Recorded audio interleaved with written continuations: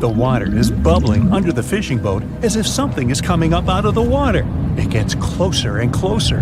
The water seems to boil. Suddenly, you see giant jaws and glistening teeth. Seconds later, a huge shark jumps out of the water and crushes the boat in one bite. It was the Megalodon, the largest fish that ever existed on Earth. Now, we pictured the Megalodon as this, an enlarged version of the white shark for a long time. But scientists continue to argue about its appearance. So far, they agree that the image of this giant shark was wrong. Here's the data that scientists are sure of. Size, about 50 feet long. That's as big as a school bus and comparable to the length of a subway car. 8.5 times the height of an average person. Let's compare it to the modern white shark. The Megalodon is 3 times bigger, but that's just a rough estimate. We don't have a fully preserved skeleton of the Megalodon. That's because it didn't have any bones, but cartilage. Not much of that left in the 3.6 million years since the Megalodons went extinct. All that survived were teeth and a few vertebrae. By comparison, dinosaurs went extinct about 66 million years ago. But their solid bones are perfectly preserved, and we have many different examples of their skeletons. Scientists have calculated the size of a Megalodon based on its teeth and jaw.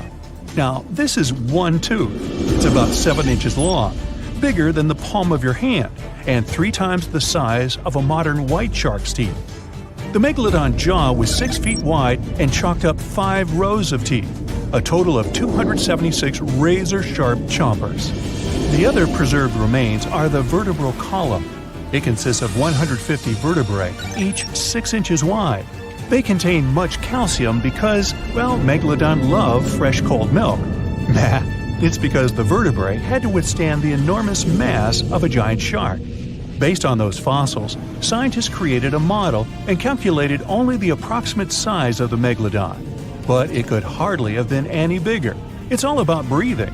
The bigger the fish, the more oxygen it needs, which means a larger gill area. That's the organ that filters the water and collects oxygen. If the Megalodon were any larger, it would have trouble breathing. So, scientists believe that 50 feet is the maximum size of an individual. On average, they were a few feet smaller. Now, let's talk weight.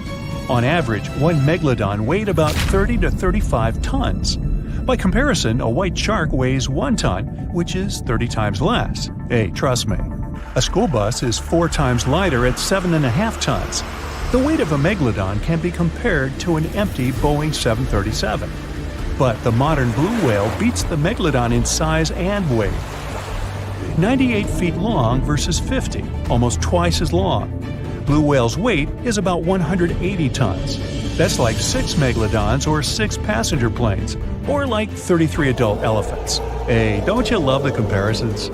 Now, about the appearance of the Megalodon. Scientists believe it didn't look like a white shark. The Megalodon belongs to a different fish family and most likely looked like a giant sand tiger shark. Flattened snout, small eyes. Its dorsal fin is moved backwards. The sand shark has 2 dorsal fins about the same size.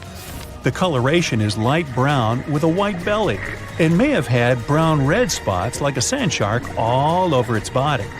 We used to think of the Megalodon as something scary from the first finds of its fossils. That was back in the Renaissance era. People found some teeth in the rocks. At first, these teeth were thought to be the tongues of dragons or snakes. And here's the first drawing of what the owner of these teeth supposedly looked like. A massive snout with a scary nose and a bunch of razor-sharp teeth. We also have the evidence that Megalodons were brutal hunters, kings of the food chain. The first combat tool in their arsenal was the battering ram. The Megalodon was a slow swimmer, though. It could only accelerate up to 11 miles per hour. In comparison, the modern white shark can reach 35 miles per hour in a dash for its meal. The fastest human swimmer could only go 6 miles per hour. Well, good luck with that. But the Megalodon had incredible mass. Though slow, its battering ram had tremendous power. The Megalodon would take its prey by surprise. It had only one chance to hit it. If it missed, it would take too long for a second round. The maneuverability of the Megalodon was comparable to a large truck. But if the ram was successful, the prey was stunned and couldn't move. At this point, the Megalodon aimed at vulnerable spots, like the fins and tail of the prey. Scientists have found many ancient whale remains with megalodon tooth marks. It turned out that the giant shark knew where its prey's vital organs were located and could strike at them. When the prey was immobilized, the megalodon bared its teeth. An adult person could easily fit into its open jaw at full height, and according to various estimates, the bite force of the megalodon was almost 11 tons. Now imagine the weight of 3 SUVs concentrated at the tip of a sharp tooth. That's 9 times the power of the largest white shark bite, and 6 times the power of the modern record holder for biting, the saltwater crocodile. Here, look at a map of where the remains of the megalodon were found. South and North America, Europe, Asia, Australia. It was the master of all seas and was comfortable anywhere on our planet. We've even found some remains of the giant shark in freshwater sediments. Perhaps it wasn't afraid to enter rivers to hunt.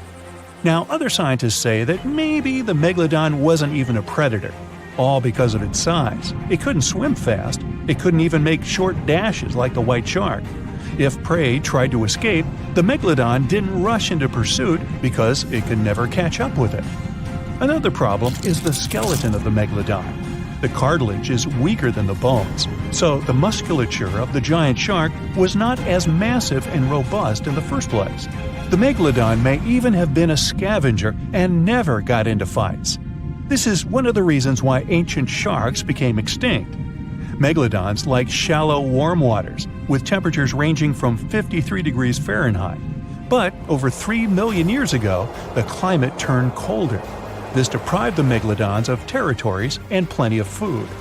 The primitive whales that had been the main diet of the giant sharks began to disappear.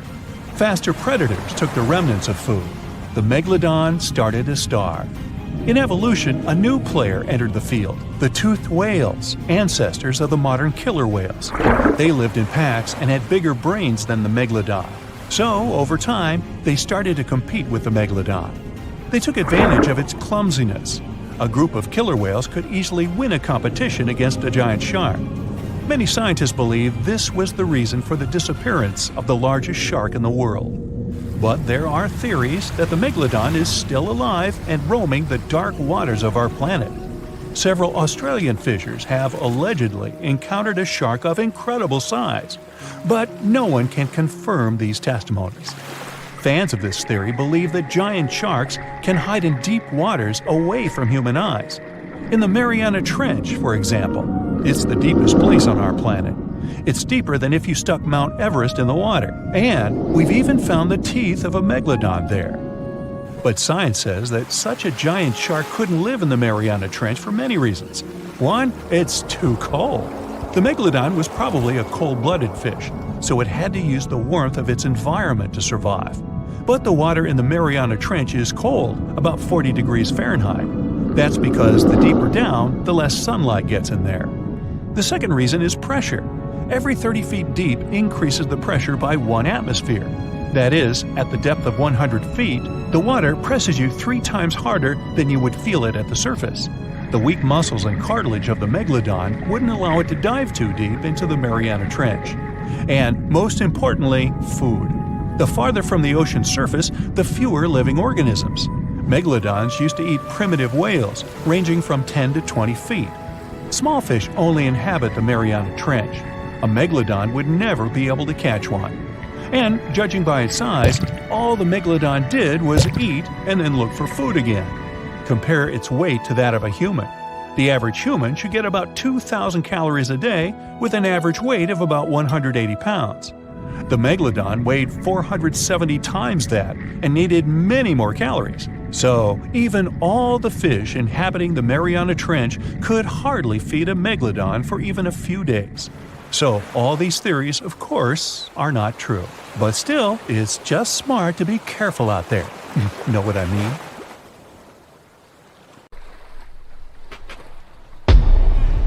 Many terrifying animals live deep beyond the waves, like this vampire squid living 3,000 feet below the surface in almost complete darkness. This animal has a cloak, like a vampire's. That's why it's called the vampire squid. Deep down at the bottom, it can't use ink to defend itself. So this animal has developed an unusual tactic. it glows slightly to scare away predators. If this tactic fails, the vampire squid can turn its body inside out, revealing tiny spikes. When you translate its scientific name, Vampiroteuthis infernalis, it literally means vampire squid from the nether. Despite its terrifying looks, it's a harmless ocean animal. This previous creature was not from space, but this object definitely is. Before Elon Musk found a way to reuse rockets, NASA would simply drop old ones after launching astronauts into space, most of the time in the ocean or deserts. In 2012, Jeff Bezos launched a mission to find the Apollo 11 rocket. They found it by using sonar, but it was in terrible condition. It was sitting on the bottom of the ocean, not far from the predicted site. They were able to rescue the engine and reconstruct 2 of them. The most famous lost city is Atlantis, but sadly, we still haven't discovered it. However, Heraklion was also just a myth until one British pilot saw something that looked like a city while flying over the Mediterranean Sea. He reported it, and 60 years later, a group of divers went there. They were shocked when they found an entire city underwater. It was loaded with artifacts that could tell us a lot about the history of the place. Now it's one of the best underwater archaeological sites in the world. It's believed that the rising sea caused the whole city to go underwater. The Titanic sank in 1912. The wreck was claimed to be officially discovered 74 years later. In reality, though, a fisherman found the Titanic 8 years earlier while fishing in the Atlantic Ocean. He was pulling out his net when he spotted a head stuck in it. Luckily, it was just a doll's head. Years later, after the fisher had passed away, his son sold the doll to a doll collector. She did a lot of digging and research on every person who had a porcelain toy on the Titanic. She found the owner of the doll. Ava Hart was on the Titanic and had a doll with her. Ava survived the catastrophe by a miracle, but her toy didn't. Hart even wrote about the doll in her journal, and every detail matched the toy found by the fisherman. The tripod fish lives deep in the abyssal zone, around 20,000 feet below the surface. It's adapted to such immense depths and uses its tripod fins to stay still on the bottom. This creature doesn't have big eyes, but even if it did, these eyes would be useless in the darkness. Instead, the tripod fish uses its fins like antennas to detect any movement in the water. This creature doesn't have much luck when it comes to its love life, so it had to develop unique tactics to reproduce. One fish can be both male and female. The next bizarre creature is the lizardfish. It has tons of razor-sharp teeth, a huge mouth, and really big eyes, which it uses for hunting. All this makes the animal look freaky. The lizardfish lives at depths of around 11,000 feet in the midnight zone, where there is zero light. This freak of nature basically eats everything it can fit inside its mouth, from small fish to other lizardfish. On the other hand, when they see other reptile fish, they probably fall in love instead, because finding mates at those depths is not an easy task. Like the tripod fish, the lizardfish can be both male and female at the same time. When you think of a river, you usually picture it on land. Still, nature is quite unpredictable, and it created a river flowing under the ocean in California. It's running at a depth of around 2 miles. This river has everything that an ordinary river has: sunken logs, trees, and rocks. And despite its uniqueness, it's not the only one in the world. There are also others in the Amazon and Greenland. A terrifying creature was discovered near Angola's coast by a remote operating vehicle. It looks like it doesn't have a head or a body. It was sitting at a depth of around 4,350 feet below the surface. After doing research, scientists concluded it wasn't anything from a sci-fi movie. It was just a cluster of siphonophores stuck together. In 2015, some random guy was diving in Caesarea, and something shiny caught his eye. He reached out, grabbed it, and realized it was a gold coin. After that, he examined the bottom and found out that there were many more. He reported the incident to the local authorities, and they concluded that he had found Arabic treasure. The coins were made of solid 24-karat gold and were a few thousand years old, but due to the perfect salinity and temperature, they looked brand new. The coins belonged to a ship carrying cargo. It was caught up in a storm and unfortunately sank. One of the weirdest things ever discovered was found in the Baltic Sea. It's an anomaly that looks as if it was created by a different civilization. It was discovered by Swedish researchers, and they basically had no idea what it was. They had to ask tons of other scientists for their opinions. When you look at this formation from above, it's 200 feet long and looks exactly like a fallen spaceship. It's hard to believe that it's a natural formation. But, spoiler alert, it's totally made by nature because the Baltic Sea has gone through many erosions throughout history. Most likely, the bizarre formation is the result of these processes. A group of divers in Madagascar were shocked when they found this 7-foot monstrosity of a knife on the seafloor. The speculation started immediately, and many said that the knife was from some giants that had fought megalodons and lived on Earth thousands and thousands of years ago. That could make a nice story, but the knife is most likely a movie prop that was lost at sea. One of the ocean's most bizarre animals is the frilled shark.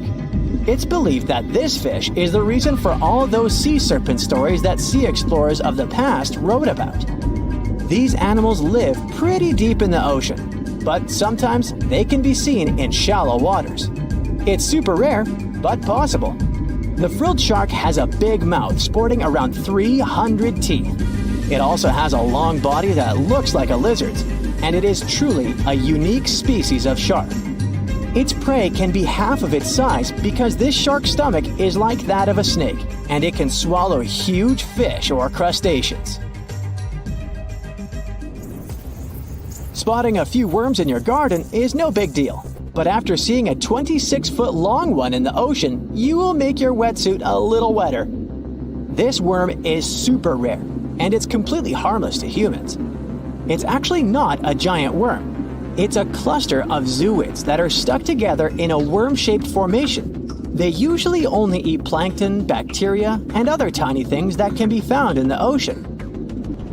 Probably the scariest thing in the ocean that is 100% real is the Magna Pinna, which can be found at crazy depths of 20,000 feet below the surface. This monster looks like an underwater Slender Man, but it's just a squid with really long tentacles that can reach a terrifying size of 8 feet. This guy has only been seen a few times, and basically, we don't know much about this creature so far. Think you know what lurks in the depths of the ocean? While nearly 95% of our oceans haven't been explored yet, it's hard not to let your imagination run wild. But thanks to brave explorers, deep-sea cameras, and awesome archaeologists, we do know about some pretty incredible sea creatures living in our waters today, and millions of years ago. From the 9-foot spider crab to the 60-foot prehistoric megalodon, these sea dwellers come in all shapes and sizes. But let's focus on sea creatures famous for their huge size. Can you guess which living species of whale is the largest? Well, it's not the orca, but that's a good guess. The orca is a toothed whale that can grow to anywhere from 23 feet to 32 feet, which is slightly smaller than a school bus. How about the narwhal? Nope, they're not the biggest either. These unicorns of the sea live mainly in Arctic waters and only grow 13 feet to 20 feet in length, and that's including their 9-foot tusk. Tired of guessing? Okay, I give in. The largest whale that still exists today is the blue whale. At a jaw-dropping 82 feet to 105 feet, the blue whale is not only the biggest whale we know of, but is currently the largest animal to have ever lived on Earth. Seriously. These animals are bigger than a T-Rex, and even the prehistoric megalodon. If you were to put a blue whale next to a school bus, it would look like it could swallow it. Think about that. According to National Geographic, a blue whale's tongue can weigh the same as an elephant. And their hearts can weigh as much as a car. That doesn't even sound possible. It's no wonder these giants need to eat about 4 tons of krill every day. While there aren't too many animals living today that can compete with the blue whale's epic proportions, there is an entirely different species that is a good contender, and it's not quite what you would expect. It's a jellyfish. No, I'm not talking about the little jellyfish that wash up on the shore and ruin a perfectly good day at the beach. I'm referring to the lion's mane jellyfish, the biggest jellyfish around. This invertebrate can grow up to 120 feet long. They also come in different gorgeous colors like red, purple, or even shades of orange. As if their length wasn't impressive, the lion's mane jellyfish boast a whopping 8 sets of 70 to 150 tentacles. That means they can have up to 1,200 in total. And here's the giant oceanic manta ray, the largest type of ray in the world. Their wingspan can be longer than a bus. These guys can reach 30 feet in length. They also have the biggest brain compared to body size among all fish. Unlike their stingray cousins, mantas don't have venomous tails. And while the lion's mane jellyfish and the blue whale are yet to be beaten for the longest sea creature, there is one marine creature that can grow even larger in length. The Portuguese Physalia physalis, tentacles and all, can reach a length of 165 feet long, and that's according to mentalfloss.com. While this thing may look a lot like a jellyfish, it's actually known as a siphonophore, and there are hundreds and sometimes thousands of them that are genetically identical. Their long tentacles help the organism catch prey, and its sting is fatal to most animals, even humans in some cases. What's even creepier is that if one of the tentacles comes off the organism for whatever reason, it can float around the water for days before decomposing. Even if it's detached, this tentacle can still sting you. But don't go running out of the ocean just yet. Your chances of being hurt by a Portuguese Physalia physalis sting are pretty slim. However, if you do get stung, the side effects aren't pretty, with welts, stomach cramps, an elevated heart rate, and an upset stomach. While you don't want to go anywhere near these long creatures, they sure are pretty to look at. Check out all those colors. The Shastasaurus is the biggest marine reptile that has ever existed. These predators lived during the late Triassic period, about 210 million years ago. These amazing giants could reach lengths of up to 69 feet and weighed more than 75 tons. This made the Shastasaurus as heavy as a blue whale. And if you could stand this creature up vertically, it'd be as tall as a 7-story building. Despite appearances, the Shastasaurus was actually pretty slim for its size. Its ribcage was only 6 feet across. You'd think that this big guy was chowing down on other dinosaurs, but that's not the case at all. This reptile survived on a diet that consisted of small fish and cephalopods, like octopuses and squids. The Albertonectes is a bright representative of the plesiosaur family, meaning that this marine reptile had a small head on an incredibly long neck and large flipper-like limbs that helped it move through the water. These creatures occupied the seas around North America 76 to 70 million years ago. The length of this sea monster could reach 38 feet, with its neck taking up 23 feet of that length. Its neck was a true record breaker. It had a whopping 76 bones in it. No other animal known to humankind has had so many vertebrae in its neck. Scientists aren't sure why they needed such a lengthy neck. They might have used it to collect shellfish off the seabed, or perhaps it helped them capture their main prey, fish and squids. This aquatic reptile also had gastroliths in its stomachs. Some of them were as big as 5.5 inches in diameter. The Tylosaurus belonged to the Mosasaur family. It dominated the shallow seas of North America about 85 to 80 million years ago. This was an enormous predator, with the biggest representatives reaching 45 feet in length. It had a narrow hydrodynamic body with a blunt, powerful head that the animal used to ram and stun its prey. Its body was equipped with agile flippers and a long tail decorated with a maneuverable fin. The Tylosaurus was a carnivore, and its diet included not only fish, turtles, and small sharks, but also other mosasaurs, plesiosaurs, and flightless birds. Meet Ophthalmosaurus. This prehistoric reptile thrived during the late Jurassic period and lived in oceans all over the world. Ophthalmosaurus weighed somewhere around 6,000 pounds and grew to approximately 16 feet long, according to newdinosaurs.com. That's about the same length as the beluga whale that exists today. It's too bad these guys went extinct before we had a chance to see them ourselves, as their cartoonish wide eyes and dolphin-like features are pretty darn cute. Of course, the Ophthalmosaurus evolved over time to become ophthalmologists, or eye doctors that we know today. No, that's just a lie. Just testing you. The Mosasaurus is a truly gigantic predator that dominated the seas all over the world about 66 million years ago. According to fossil evidence, some specimens could be more than 50 feet in length.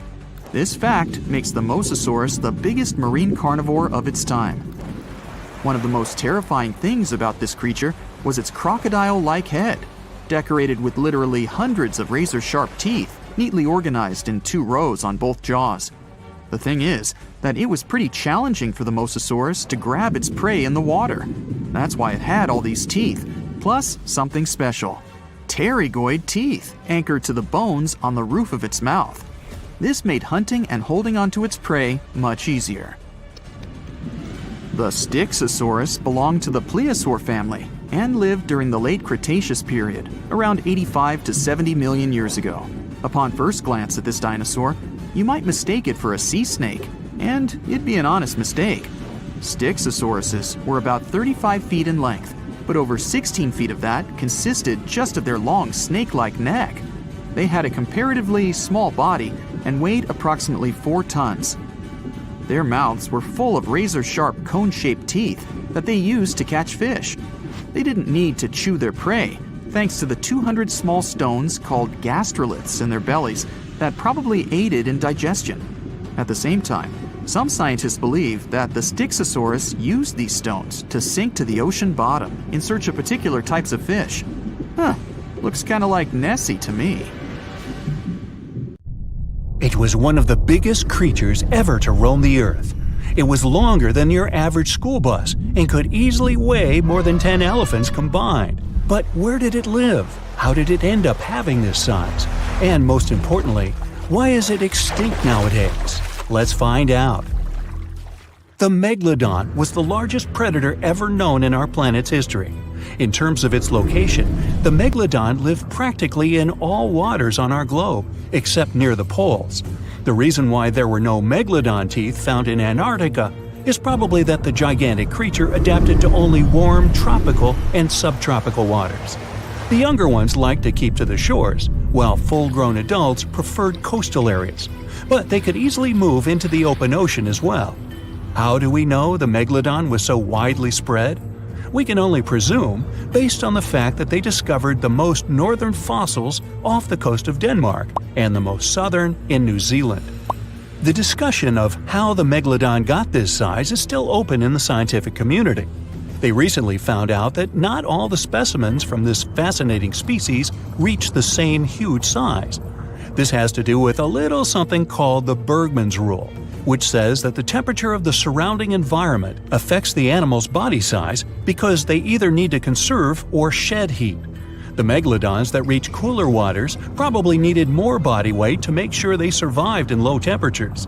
On the contrary, those living in warmer waters had to be smaller to avoid burning up. But what did this enormous fish look like?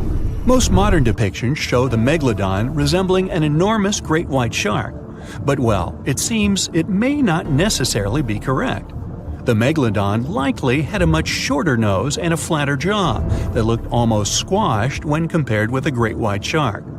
It also seems to have something in common with the modern blue shark, extra-long pectoral fins.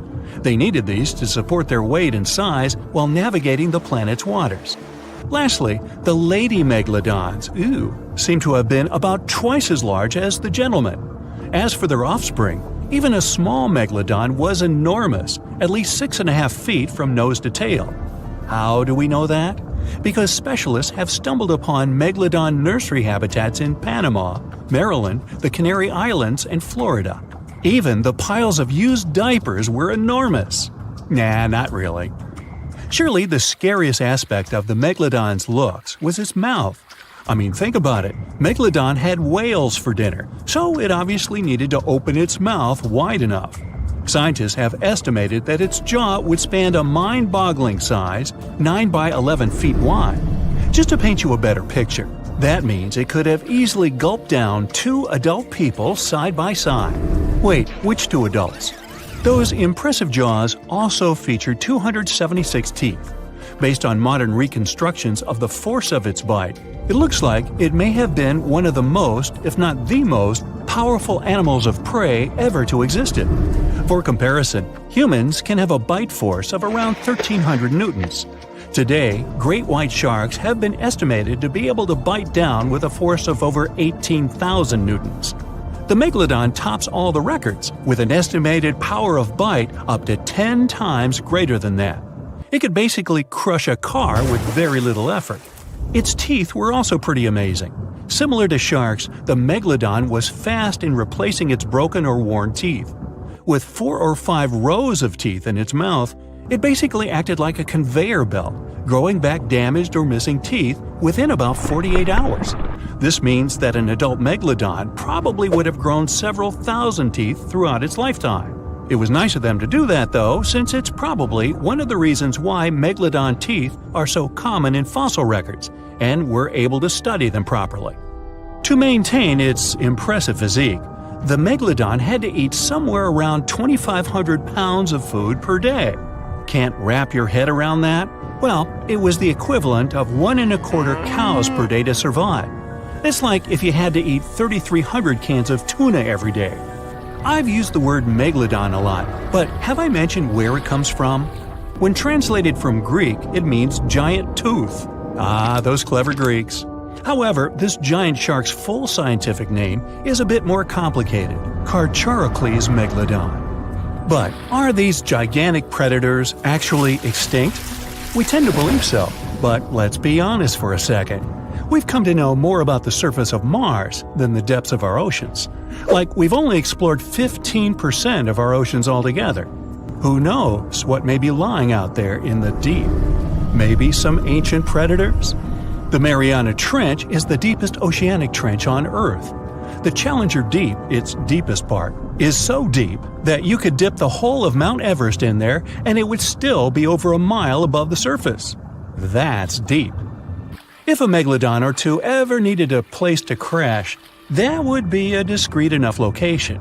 However, the Mariana Trench is not a particularly comfy place to be in.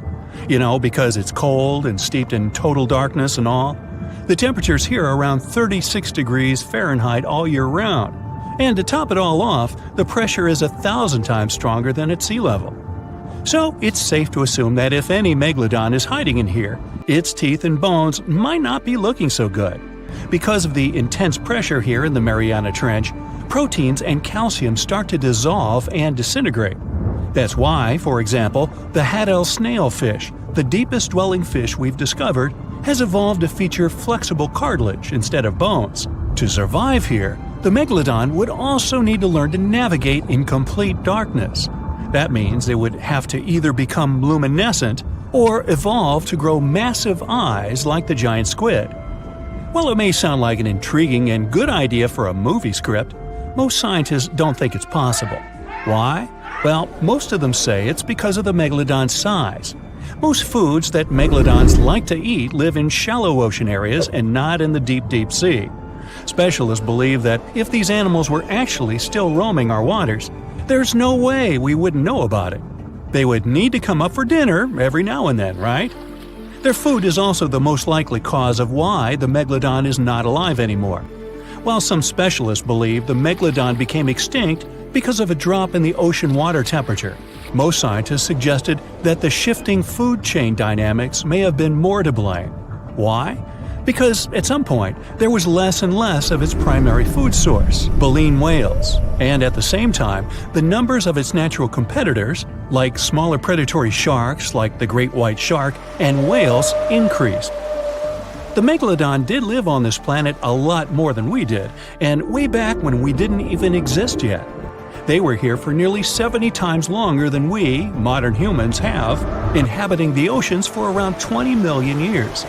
Homo sapiens appeared around 300,000 years ago.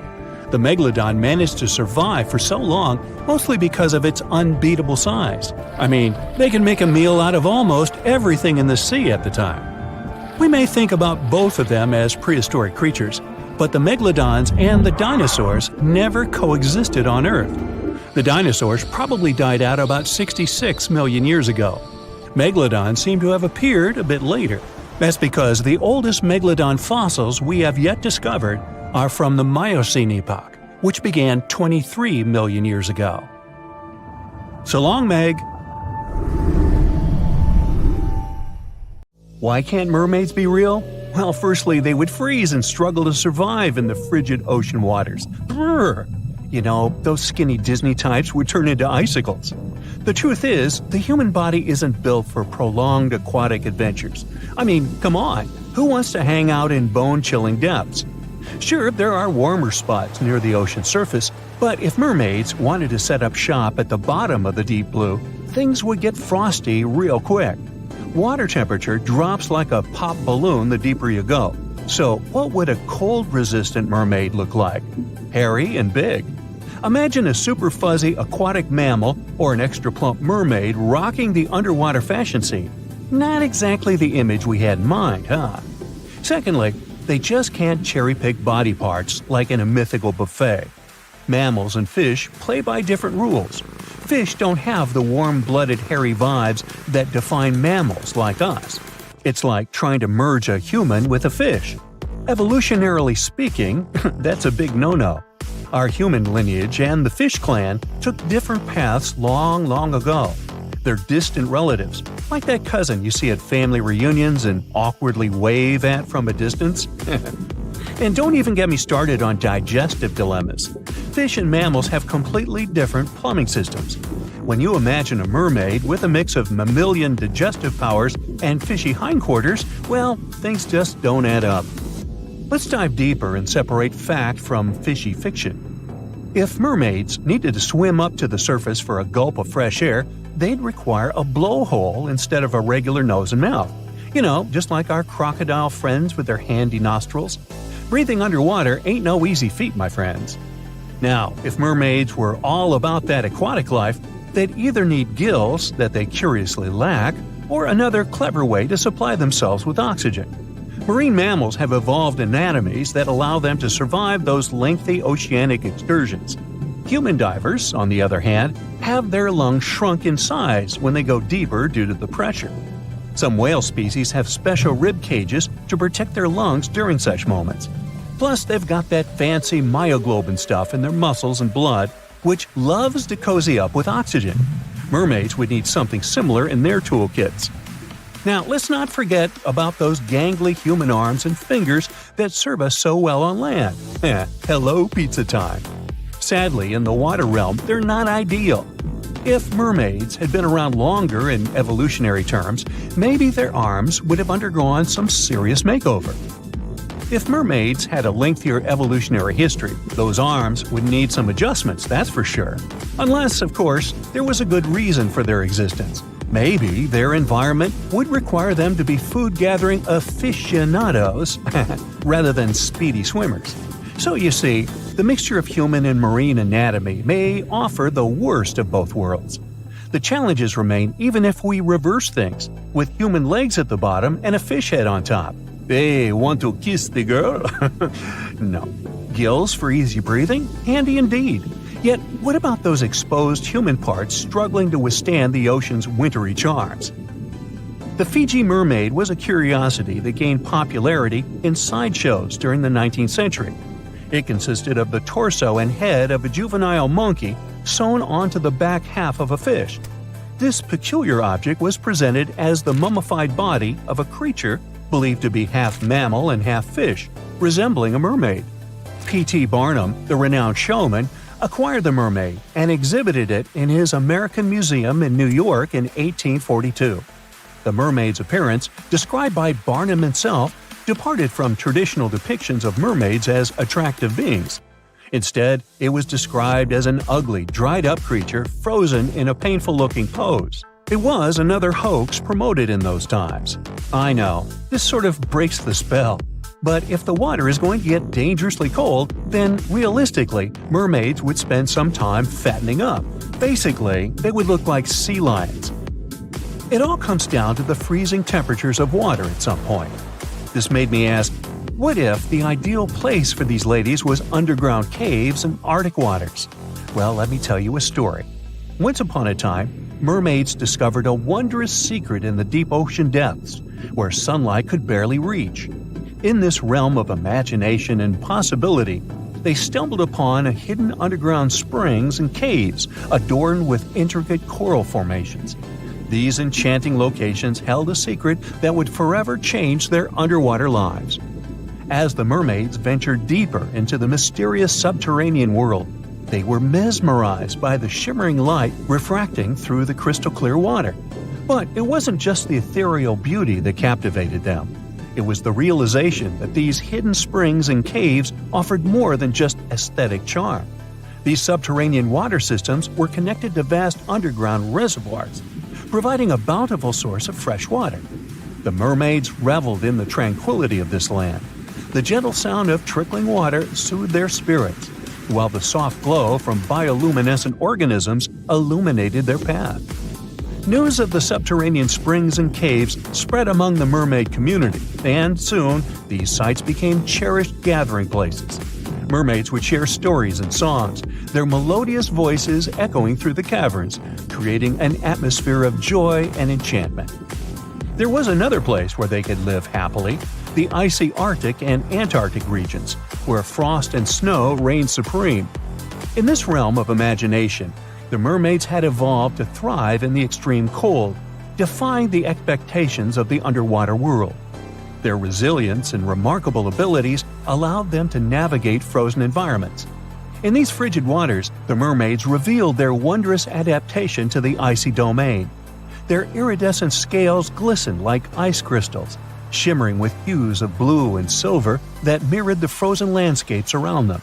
They possessed an innate ability to regulate their body temperature, enabling them to withstand the biting cold and icy currents. To navigate through the frozen terrain, the mermaids developed special features. Their tails transformed, bearing a majestic combination of sleekness and strength, resembling the magnificent flukes of the Arctic whales. With each flick, they propelled themselves effortlessly through the dense icy waters, moving with a grace that mesmerized everyone who saw them. Within this frozen wonderland, the mermaids found solace and purpose. They became the guardians of these icy realms, nurturing delicate ecosystems hidden beneath the frost-covered surface. Okay, well, maybe the story is just one version of how reality could unfold, but we do have real-life mermaids in our world. People admire these creatures so much that they create events and communities to swim together while wearing costumes. In the UK, there is a mesmerizing mermaid who is admired by a lot of people. Her name is Hannah Caddick, also known as Mermaid Torva, and her tale showcases the vibrant colors of the local sea life. The Portland Week event is organized to raise funds for an environmental group, and Hannah, who resides on a nearby houseboat, is part of the growing community of mermaids in the UK. Like other mermaids, Hannah uses a monofin, a large single flipper that propels her through the water. These monofins can be quite expensive, with silicone tails costing over £2,000 and often being meticulously handcrafted. So, would you consider getting a tail and joining this community? Or would you prefer to be a spectator and watch them from the shore? And here's a short useful fact. Nowadays, when we hear the word siren, we often think of mermaids. But let's not forget that sirens were there to blur the line between life and the beyond and to serenade everyone with an utterly irresistible song. While plenty of water-dwelling temptresses are out there, the sirens were the real deal. They lured sailors. But mermaids aren't the same as them. Mermaids are enchanting and nice creatures. And these days, sirens are what you hear when fire trucks, ambulances, and police cars drive by on their way to help someone. Something exciting and kinda unexpected popped out among the rocks of the Ica Valley in Peru. The bones of a really old whale that lived almost 40 million years ago. At first, no one was really impressed because the bones they found were big and weirdly shaped, so people just thought they were looking at giant boulders. I mean, that's cool too, but things got way better when they realized those were the remains of a very large, ancient animal that roamed along the coast of ancient Peru. Plus, it was probably the heaviest creature that ever lived. Sorry, blue whale, I know you worked hard to get to the top. The length of over 100 feet and weight of more than 200 tons brought you the status of the biggest animal on our planet. But it seems you've held the title long enough. Time to hand it over to our next candidate, and that one's really gigantic. This ocean beast was probably shorter than the blue whale, but heavier, with a weight that could be between 93 tons and 370 tons. If it's closer to the higher number, it'll make Paracetus the biggest animal ever known to have lived on Earth. And it seems its weight was the result of having extremely thick, dense bones. You can see such bones today in manatees or some other early whales. Dense bones are a great tool for such marine mammals. This feature makes them heavy and allows them to stay submerged most of the time. But at the same time, if their body was too heavy, they would end up sinking all the time, and they would waste too much energy to move back up to the surface. So, to avoid sinking, marine mammals need to have enough lighter tissues, like muscles and fat, to help them float in the water without using too much energy. Now, scientists didn't have the whole skeleton, which makes it hard to tell how big the animal was. But they used the ratio of the heavy bones to the lighter tissues in other marine mammals to estimate the overall weight of this giant ancient whale.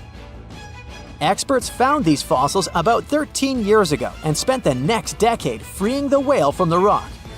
Its anatomy and age showed this whale was a cousin of Basilosaurus, a whale that had a long snout full of sharp teeth, and a sleek body similar to that of an eel.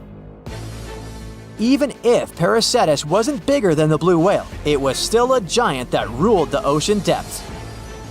Unlike modern whales, there's a possibility that this ancient fellow was a predator that liked to go after bigger prey. And this also changes how we see the history of whales.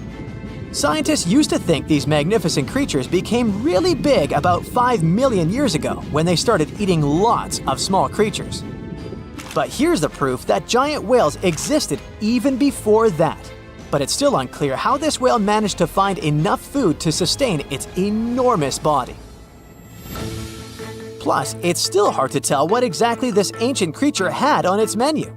It was pretty large and not such a fast swimmer, so it's possible it searched for food in shallow waters. Then it probably ate crustaceans, clams, or some other small animals hiding in the sand. One theory says it was a scavenger, which basically means it munched on remains of everything that would come its way. It's not so unusual to find marine animals in deserts. Many of these regions used to be covered with water anyway. The Sahara in Africa is a perfect example. About 50 to 100 million years ago, this was not a dry desert, but a shallow saltwater body called the Trans-Saharan Seaway. The land is not wet there anymore, of course, but people who lived in that area knew about it because they used to find old shells across the desert. The sea was about 164 feet deep. That sounds enough for a nice swim. Some would say this area looked like modern Puerto Rico, with lots of sun and shallow water. Mangrove forests were a common thing as well as seafloors covered with mollusks, like snails and clams. The marine sediment that was left behind after the sea had dried up is full of different fossils. And the animal that lived in that ancient underwater world didn't look friendly. Plus, they were much bigger than their relatives from modern times, so a regular-sized human would end up as a snack, not even a whole meal. Normally, when animals live on small islands, they can become much bigger than their relatives from the mainland. This is something we call island gigantism, and it happens because there are more resources or fewer predators on islands. Maybe the same thing happened in the Trans-Saharan Seaway. Even though it wasn't an actual island, the water moved in and out, which created little pockets of water. And specific conditions in these pockets might have helped animals grow bigger. So we're talking about giant sea snakes, catfish, and fish that no longer exist today. One had incredibly strong jaws, and the animal used them to eat hard things and even crush shells. Their teeth showed they were fierce predators other animals had every reason to be afraid of. They went through some changes when it came to diet, similar to some types of piranhas. And the competition to get to the top of the food chain wasn't a joke. Not when there were also such large predators as sharks, crocodiles, and ancient relatives of elephants.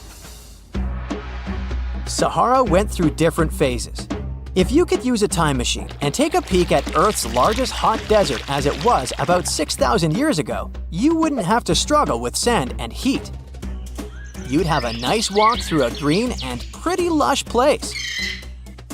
In the past, people who lived in that area didn't leave drawings on cave walls that showed camels, sand dunes, and scorpions. All those things you'd see in today's Sahara. Instead, they drew crocodiles. That's additional evidence that the Sahara used to have a lot of water and plants enough to support these big yet scary animals. Around 3 billion years ago, Earth might have been mostly covered with water. Today, it's about 71% of its surface, but it seems that our planet used to be a giant ocean world with no continents at all, just some scattered islands. Scientists studied special rocks in Western Australia that formed in a place deep under the ocean called a hydrothermal vent system. To explain this better, it's important to mention two common oxygen types, O16 and O18. O18 is heavier because it has extra neutrons. O16 evaporates from water more easily, and as researchers studied an old ocean floor, they found a lot of O18, more than in today's oceans. This way, they realized ancient Earth had less dry land than Earth today. Australia is a good spot to conduct these studies because a long time ago, it also used to be a beautiful place with large animals and lush rainforests. But as time went by, the land became drier and Australia had more deserts formed, such as the Great Victoria Desert. Rainforest remained only on the edges of the continent. What happens with deserts across the globe is called desertification. That's when land that used to be good for growing things turns into a desert or something similar. Our planet changes over time, together with its climate. But desertification also happens because of human activities, like mining, farming, and building cities. And when land turns into a desert, it's a problem because it can't support people and animals anymore. Food doesn't grow there. There's not enough clean water, and animals lose their homes. To help with this problem, there's a plan many countries agreed to. They decided to work with farmers to take care of the land, fix damaged areas, and manage water better. All in all, to make our planet a better place for life. So imagine stumbling upon a creature so huge it could dwarf even the largest known marine animals today. Scientists discovered the fossils of this beast on England's coast and believe it once ruled the waves. The new species was named Ichthyotitan severnensis, but thankfully for me, scientists nicknamed it the Little Stock Monster. Its estimated lengths range from 72 to 85 feet long, almost as big as a blue whale. Megalodon can't even compare to this. It was only about 60 feet long. And what's crazy is that this fossil we found wasn't even an adult, so who knows what their actual size was. The first piece of the Little Stock Monster was discovered in 2016 in the Westbury Formation. Researchers found a 3-foot-long jaw part that belonged to an unknown species. For years, this single fragment had been driving them crazy because they had no idea what that animal was. Then, in 2020, a miracle happened, of sorts. A father with his 11-year-old daughter found the second piece of fossil on a beach. This discovery led to more findings. Finally, in 2022, the last piece of the literal jaw puzzle was found, buried along the Somerset coast. This leviathan belonged to the Shastasaurid family. Both the Lilstock monster and other Shastasaurids had one ancestor, so all the species in this family are super similar to each other. For example, all of them were the largest marine reptiles ever to exist.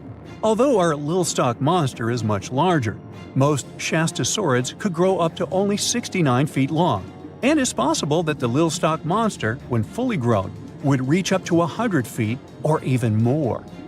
Both of their bodies were just perfect for cruising the ancient seas. These marine titans were elegant and slender, with an elongated snout. Other marine animals at the time were smaller and looked more like dolphins. Shastasaurids had long paddle-like limbs adapted for efficient swimming. Their skulls show large eye sockets, which means they had excellent vision. If you were in the ocean, no matter what time it was or where you were hiding, they could spot you. They were also incredibly fast and could dive to great depths. Of course, all these things made them the most terrifying predators. They ate pretty much everything, including fish and squid, and you if you were there. They probably captured their prey like whales, opened their huge mouths, and literally sucked the fish in. What made the Lilstock monster especially scary is that it wins in the jaw competition. For other Shastasaurids, their jaws were a bit weaker, so they hunted smaller fish, kind of like today's orcas. They required vast amounts of food. This shows us that the Earth's Triassic oceans had rich, productive food webs. But the Lilstock monster has this unique feature. It could open its jaw almost 90 degrees upwards. It also had tons of powerful muscles around. Its jaws were horrifyingly strong. So while others were hunting some squids, the Lilstock monster probably hunted large fish and even other marine reptiles. Fossils of Shastasaurids have been found everywhere in the world, from North America to Asia. This means that these creatures dominated and terrorized the oceans for millions of years, although even they weren't completely safe from scavengers. And that's exactly why we struggle to find these fossils now. Scavengers didn't leave any remnants of them. So, while we have some fossils of this marine family, they mostly remain a mystery for us. They lived in the oceans about 200 million years ago, in the late Triassic period. The Earth looked completely different back then. All continents were united in one Pangaea, a huge landmass. Some parts of this supercontinent were covered with lush conifer forests, while others were dry deserts and open prairies. It was before the famous Jurassic period, but there were already first pterosaurs and amphibians. It seems like those monsters were crazy resilient. The Triassic period was super unstable, but they survived through many changes in the environment. Well, until the last one. The Triassic extinction came out of nowhere. It was one of the Earth's big 5 extinction events. It wiped out almost all species on the planet, including these leviathans. It's still not clear what happened exactly, but it looks like there was a huge tectonic activity. Volcanoes in the oceans were going crazy back then. These massive volcanic eruptions have probably altered the climate and ocean chemistry, leading to the extinction of many species. Scientists have a theory that it might have happened because there was a rain of comets flying to our planet from the Oort cloud. This likely happens about every 200 million years or so. I wasn't around then, so I'm just guessing here. In any case, after the extinction, the Earth took some time to recover. Then it entered the famous Jurassic period. More terrifying sea monsters were on the way. One of them left us a colossal skull. This fossil is 150 million years old, and it also belonged to a sea beast from Jurassic times. They called it the Sea Rex. The name is very fitting. This monster could have broken a car in half with one bite. It was also discovered accidentally. A fossil enthusiast was walking along the Jurassic coast. This place is famous for having tons of ancient fossils, all because of the erosion and stormy weather. Typically, people find small spiral fossils here. However, this time, he discovered a giant sea monster fossil. Excited, he contacted scientists. They arrived at the spot right away and then had to carefully climb down a cliff to search for the rest of the skull. This fragment alone is 6.5 feet long. Turns out it's a newly discovered species of pliosaurs, giant predators of the ancient seas. Pliosaurs were among the largest marine predators ever. Some of them grew up to 40 feet long. They used their huge teeth to snatch and devour prey, including other reptiles. Well, at least those creatures are far gone. But what about the horrors that still live in our oceans? Recently, biologists discovered the world's longest animal, the one that's still alive to this day. They found it off Australia's coast, on the Gascoyne Coast, a very mysterious and unexplored place. There, underwater vehicles stumbled upon a frightening 150-foot-long siphonophore. That's twice as long as many blue whales and 3 times as long as a humpback whale. Doesn't it kind of look like one of those toy string worms? But this creature isn't friendly at all. It's a string-like deep-sea predator. What's even more scary is that this isn't actually one creature. It's a colony of small clones working together as one. Basically, collective consciousness. Ooh, Borg. Together, they stretch out like a single long string in the water. This creature might be the longest siphonophore ever found, and it was discovered at a depth of around 2,000 feet. Siphonophores, similar to jellyfish, capture their prey by dangling stinging tentacles in the water. When their tentacles touch small crustaceans and fish, they get paralyzed, and then they're reeled up to the colony's body. Expeditions to Western Australia's underwater canyons were definitely worth it. Together with that siphonophore, scientists have discovered up to 30 potential new marine species. Among them were a new octopus or squid, a long-tailed sea cucumber, glass sponges, and giant hyroids, colonies of animals resembling upside-down jellyfish. None of them have been seen before in Australia. But most of them weren't as scary as the one that was recently discovered in the Gulf of Mexico. This creature is straight out of a sci-fi thriller, a 26-foot-long mangapinna squid or bigfin squid. It was discovered near an offshore oil rig at a depth of more than 7,800 feet. It has incredibly long elastic tentacles, which can be 15 to 20 times longer than its body. It holds them at right angles to its body, making it look even creepier, almost as if it has elbows. And yes, it's another deep-sea predator. These 10 tentacles probably help the squid trap their prey and drag it onto the seafloor. We barely know anything about this extraterrestrial-looking creature because they're very hard to find and study. And if you think their tentacles are awful, just check out these creatures with 20 arms. This thing looks like a facehugger. This new species is lurking in the frozen depths of Antarctica. Experts were searching for cryptic sea animals known as Promachocrinus, or Antarctic feather stars. They're kind of similar to starfish and sea cucumbers, but have an otherworldly appearance and can live up to 6,500 feet below the surface. It's called the Antarctic strawberry feather star. Despite its pretty name, its appearance is anything but cute. It has a bizarre strawberry-like body from which 20 spindly arms branch off. Its coloring ranges from purple to dark reddish, and the arms all have different lengths and thickness. Ooh. Who knows how many more of such scary creatures we'll discover in the future. The Megalodon was the biggest shark to ever live. Not only that, it's one of the biggest fish and the largest predator in Earth's history. They've been known to reach lengths of up to a whopping 70 feet. That's over 3 times longer than the biggest great white shark on record. The females have also been found to be around twice the size of the males. The Megalodon could swallow a small car without it even touching its teeth, if cars had been around then. Its teeth could grow to over 7 inches long. It looks like we're going to need a bigger boat, and best make it steel-plated, as this shark can easily gnaw its way through ships. The underwater terror could bite a ship clean in half, with the highest bite force ever calculated for any animal, living or extinct. The force of its ferocious bite was up to 40,000 pounds. That's around 108,000 times the strength of a human's and 10 times the force of a modern crocodile's bite. Its chomp is so strong that it makes the T-Rex's bite look about as powerful as my granny's after she's taken her dentures out. In fact, the Meg was so big and powerful that it had no natural predators. It was the uncrowned king of the seas, swimming freely from ocean to ocean.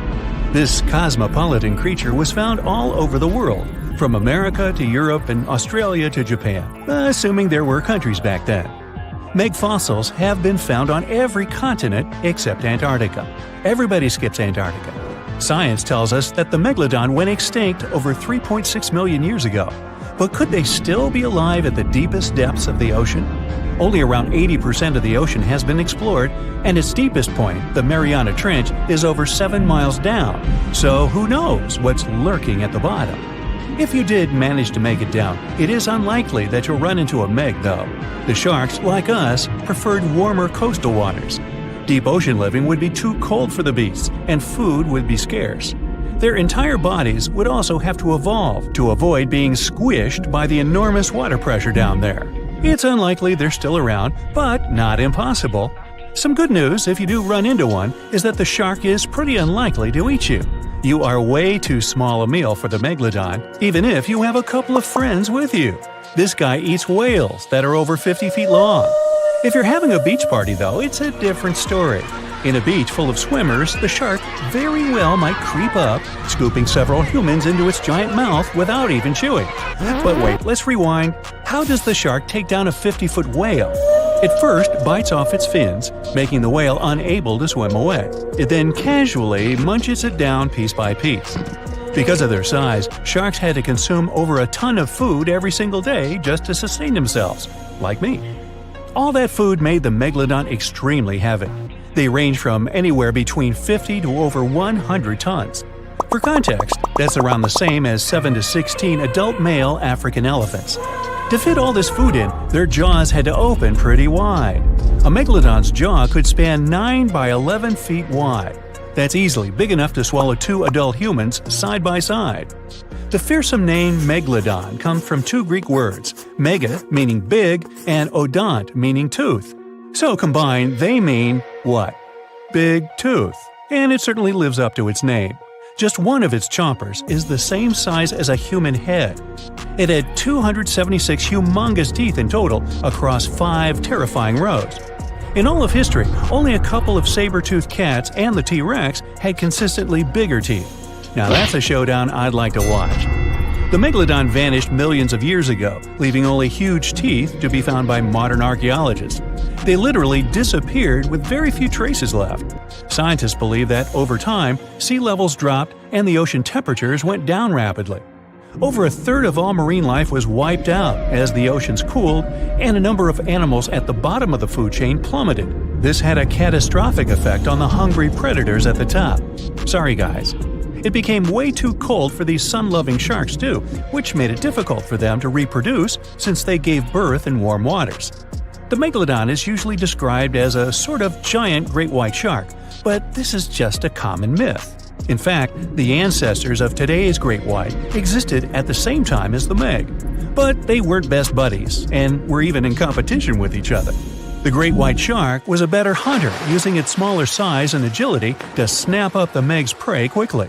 They were also known to eat meg pups, who were only half their size. This didn't help the whole extinction thing. Even infant megalodons were huge, coming in at just under 7 feet. While a great white was no match for an adult meg in a head-to-head fight, they sure weren't scared of stealing their food.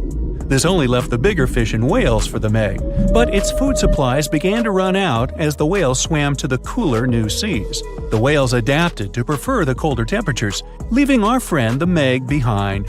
The megalodons either starved or were frozen into extinction by the Ice Age.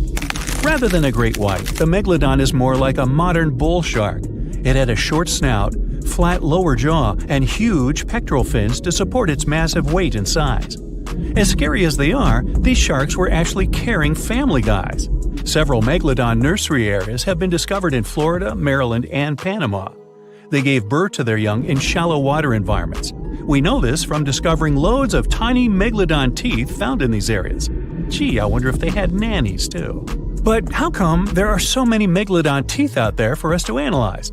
Well, due to their messy, aggressive eating habits, sharks regularly lose their teeth. They lose a set of teeth every 1 to 2 weeks. That's 40,000 teeth in a lifetime. They must rake in a fortune from the tooth fairy. Because of this, their teeth were continuously raining down to the ocean floor. Luckily for us, they're also the hardest part of a shark's skeleton, which is why so many teeth have survived and become fossilized. It's fair to say that the first discoveries of the Meg's teeth confused people. Early discoverers thought the Meg's teeth were petrified tongues of ancient serpent creatures. They even used to call them tongue stones. It's also a common myth that the megalodon was around at the same time as the dinosaurs, although this would have been pretty cool. The dinosaurs were wiped out around 66 million years ago, but the megalodons came much later.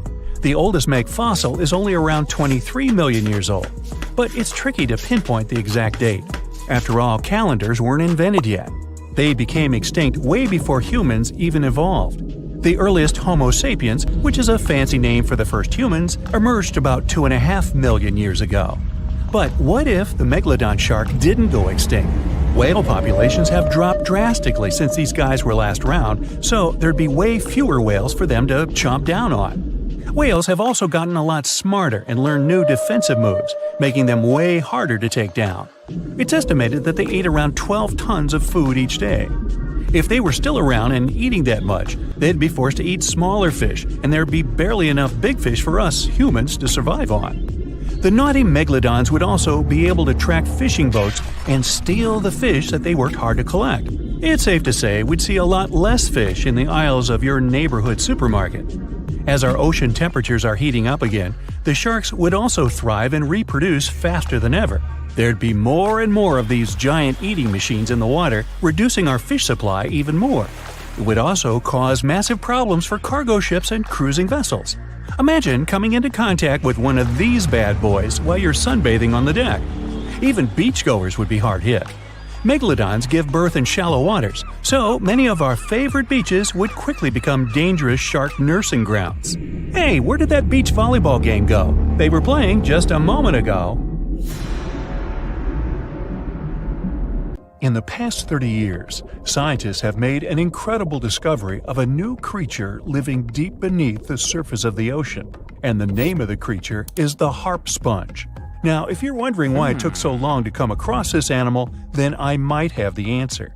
These creatures typically hang out at a depth of roughly 11,100 feet beneath the ocean's waves.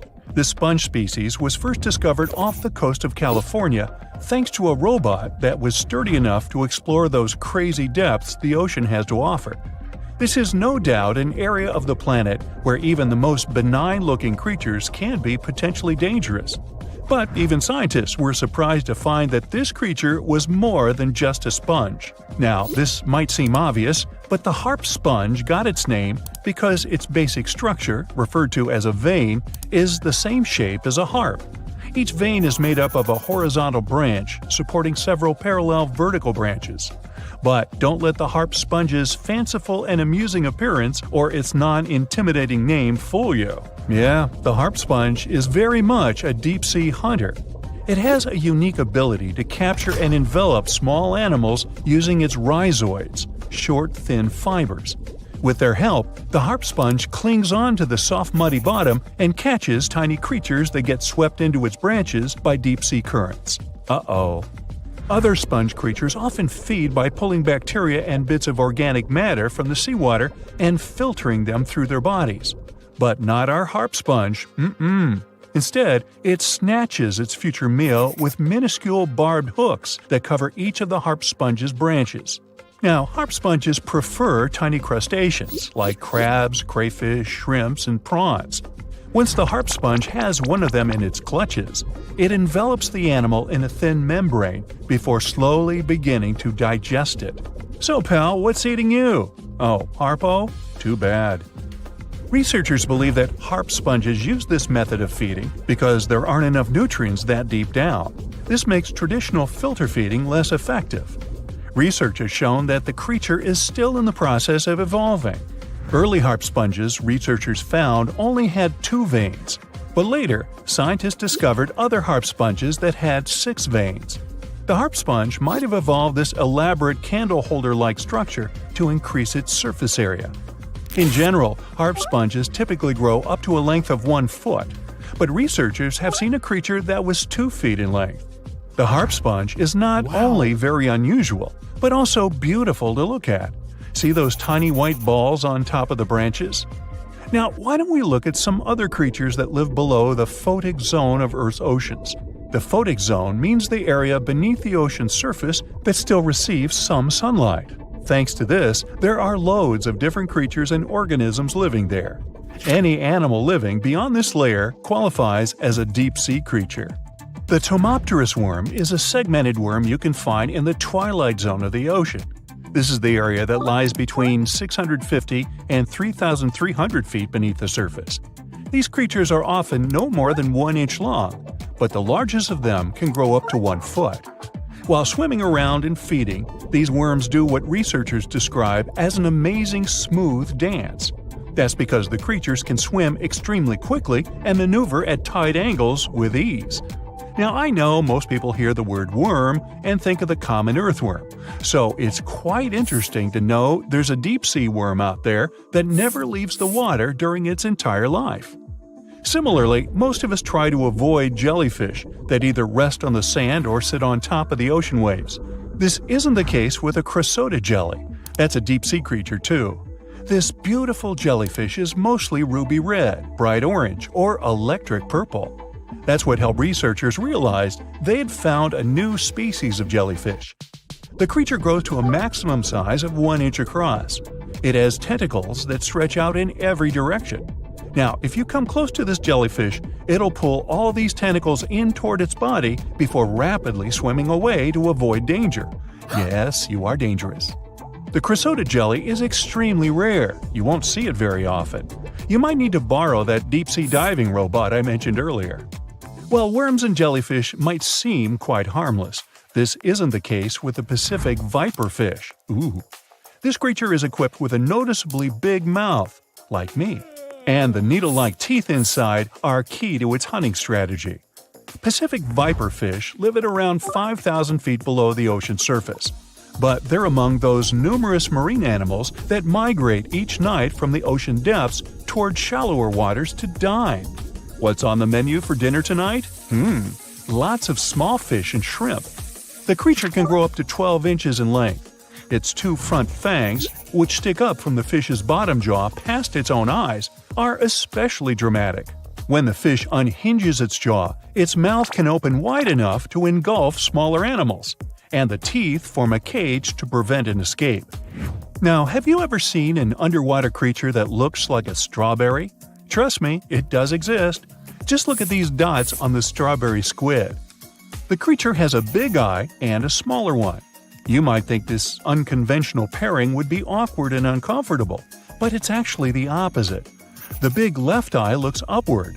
It spots shadows cast by other animals in the dimly lit waters above. The eye's tubular shape helps it collect as much light as possible. On the other side of the squid's head, you can see its right eye. It's small and looks downward. This eye searches for flashes of bioluminescence produced by animals lurking in the darker waters below. Now, bioluminescence means the production and emission of light by living organisms. By the way, the squid has a nickname. And no, it's not Squiggy, although that's a great one. It's known as the cockeyed squid. This is simply due to the remarkable difference in size between its 2 eyes. I think I like Squiggy better, and so it goes. Since light doesn't reach the deep sea, the strawberry squid's body actually looks black. This helps the creature hide from enemies, such as sharks and dolphins. In general, the strawberry squid grows to a length of 5 inches. It typically lives around 3,000 feet below the surface, but floats to shallower waters at night. Now, the feather star is a marine creature without a backbone, but with feather-like arms that radiate from the center of its body. These creatures first appeared around 200 million years ago. Related to sea stars, they look like a flower, but if you approach them, they'll quickly swim away. But not all feather stars can swim. Many species can only crawl along the bottom of the seafloor. Like some of the other deep-sea creatures we've looked at, the feather star can adapt to its surroundings. It has a creepy ability to shed its arms, the same way some lizards can shed their tails. This also helps them escape from their enemies. Feather stars live all across the globe, from the equator to the poles, from the shallow waters on top of reefs to the deep, deep sea. Now, given that we're dealing with mysterious creatures, the name of this one is quite fitting. The swift vampire squid should be the official symbol of life in the deep sea. The animal has a dark red body, huge blue eyes, and a cloak-like web that stretches between its 8 arms. This, along with its name, may suggest that the creature is some form of a terrifying hunter. In reality, though, the vampire squid is a soft-bodied, timid creature, about the size, shape, and color of a football. It grows to roughly 12 inches in length and lives 3,000 feet below the waves. There's almost no oxygen there, but also relatively few predators. Whew, I think I'll need to decompress from this one.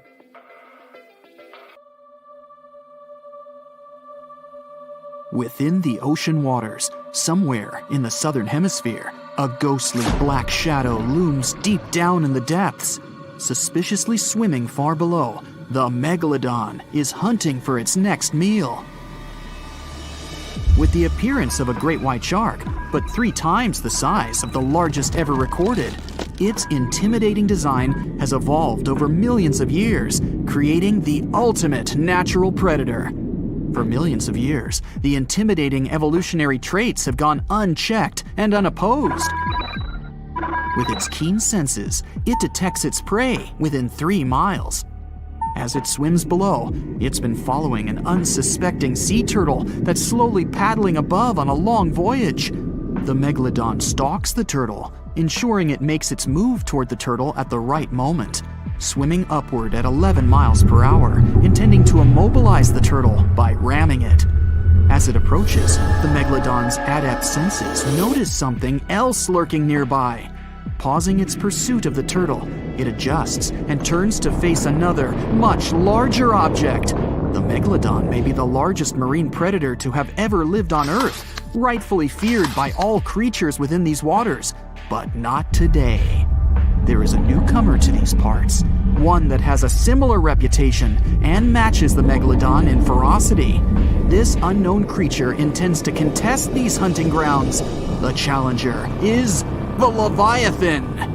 As the sea turtle takes this opportunity to swim away as fast as it's able, these 2 apex predators size each other up from a distance, preparing to establish who will reign as the supreme king of the sea.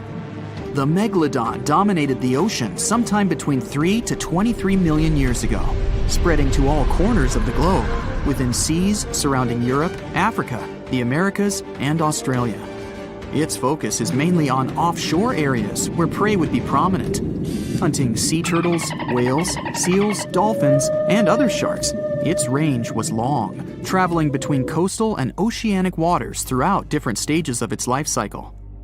Given that the territory they cover grows with each year they live, and the wide range of prey available to them, the megalodon's size can reach up to 67 feet in length.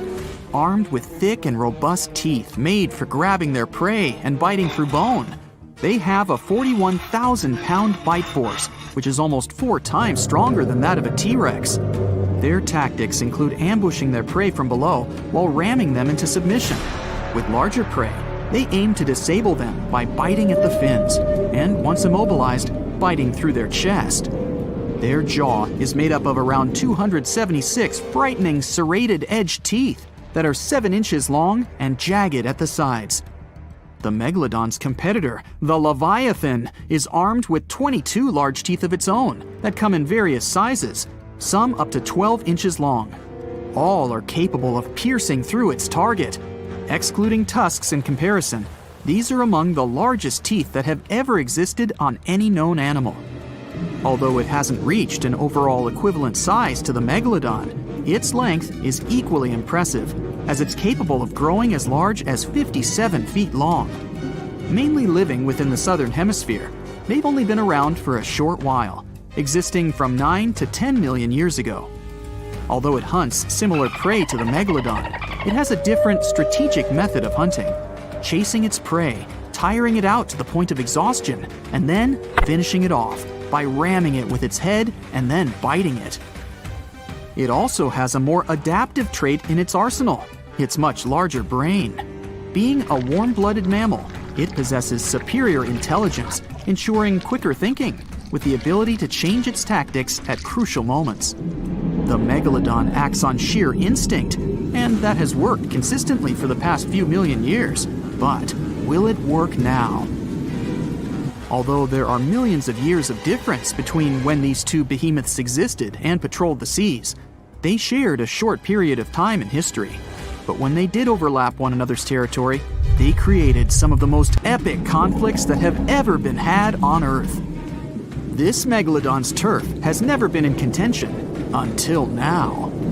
As the Leviathan approaches, observing the much larger megalodon, it's hesitant to make the first move, as generally, anything that it has come across before attempts to escape immediately, causing a chase to begin. The megalodon, however, never flees. The megalodon's instincts ensure it will act overconfident, and, as expected, it makes the first move. It swims at full speed, gliding through the water, aiming to ram the Leviathan. The Leviathan has no other choice but to do the same, rather than turning to flee and leaving itself unprotected. The two aquatic giants slice through the water on their way to meet fin to fin. The megalodon is puzzled that its foe is not turning tail to swim away, but it continues, as it has no reason to doubt victory from this tried and true tactic that has never failed before. As the megalodon approaches, it quickly turns to swim downward. It's faster and more agile than its opponent. It maneuvers below, gaining some distance. The Leviathan moves much slower and is unable to turn in time as the megalodon veers upward and rams it on its soft underbelly, attempting to force it into submission. There is little effect due to its size, and the Leviathan continues to turn, but it's far too slow as it attempts to bite with a desperate hope to grasp its attacker with its powerful jaws. The megalodon easily swims away from its toothy trap, quickly retaliating by taking aim at the tail and fins, chipping away at little pieces as it bites, then quickly retreats, continuing this routine over and over, trying to disable the Leviathan's defenses. This tactic is effective, but it's taxing on the megalodon as it's running out of energy. Still, it pushes hard to try and finish the hunt, using all the energy at its disposal, expecting that the struggle will not go on much longer. The Leviathan is outmatched. The speed of its combatant is far superior, and the constant chipping away at the fins and tail is becoming too costly. Upon realizing its abilities are surpassed and that it's helpless to resist the constant array of attacks, it attempts to swim away, maneuvering as it flees, desperately trying to obtain some distance from its aggressor. The megalodon follows the Leviathan during its attempted escape, realizing this is a prime opportunity to finish the job. The Leviathan swipes its large tail as it swims, trying to repel any further attacks from the megalodon. It hits the megalodon and stops it in its path with every advance. As the Leviathan continues to swim away, it sustains energy with ease. The megalodon, on the other hand, is quickly running out. The Leviathan's strategy is working as it continues to swim at a relaxed pace. The megalodon eventually runs out of energy, unable to continue at the same pace, but its instinctual arrogance won't let go. In its evolution, it has never really needed to develop the ability to flee. There has never been a reason for it. Over millions of years, it's never been outmatched, but that is all changing now. As they press on, it's clear that this is a contest between a marathon swimmer and a sprinter. The Leviathan continues to conserve its energy wisely, while the megalodon, starved of energy, continues to pursue, becoming slower with every flick of its tail, to the point that it's unable to maintain the chase. Upon realizing its foe is exhausted, the Leviathan turns toward the megalodon. Now, with dominant speed and maneuverability, it spreads its massive jaws, grasping the megalodon's spine, ending the struggle and ensuring its victory. The challenger, the Leviathan, is a novice in comparison to the ancient megalodon, but thanks to evolution, it ensured its eventual victory. This guaranteed its reign as the top predator, and arguably the greatest predator to have existed on Earth. Unfortunately, it would only be a short reign. No, there wouldn't be a larger or more superior foe to take the mantle. The world would begin to change. The Earth would soon go through a cooling trend, which would cause the main prey of the Leviathan to go extinct. And without a food source to sustain this hulking beast, it was unable to continue. But this led to other similar predatory animals taking its place. The killer whale, sharing similar characteristics, eventually replaced its predecessor. The megalodon would then retake the mantle by default, due to the absence of its victor. Continuing with its prior successful strategy and broader food source, it ensured its prolonged survival. But as the seas cooled even further and became much shallower worldwide, it became more difficult for the megalodon to reproduce.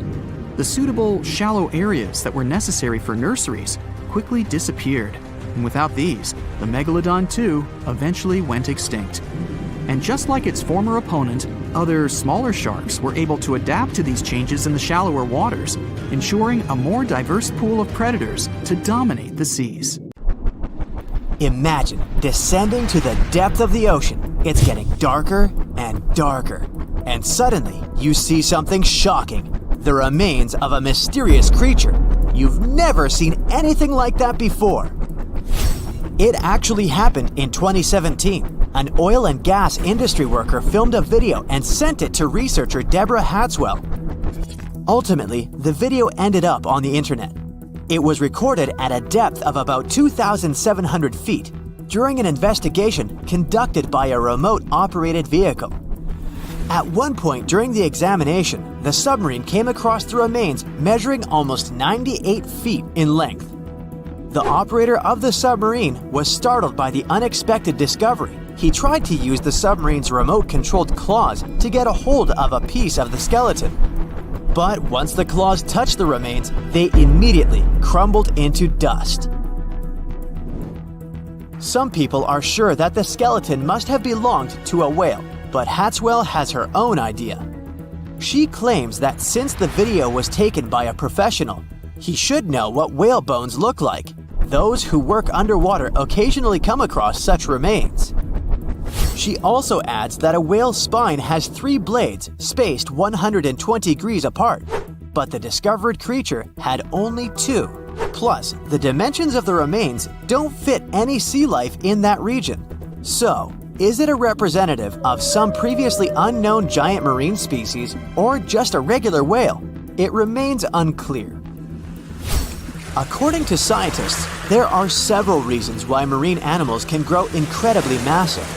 First of all, they live in the ocean, which means their playground is big enough. They aren't limited by any borders and thus can grow and develop. Besides, you might remember how weightless you feel when floating in the water. Marine giants experience the same. Unfortunately, unlike you, they can't rely on its skeleton. I mean, their bodies wouldn't be strong enough to support such a huge body on dry land. But in the ocean, the buoyancy of the water helps them stay afloat. That's why they can grow as massive as they want. The largest living animal on Earth is the blue whale.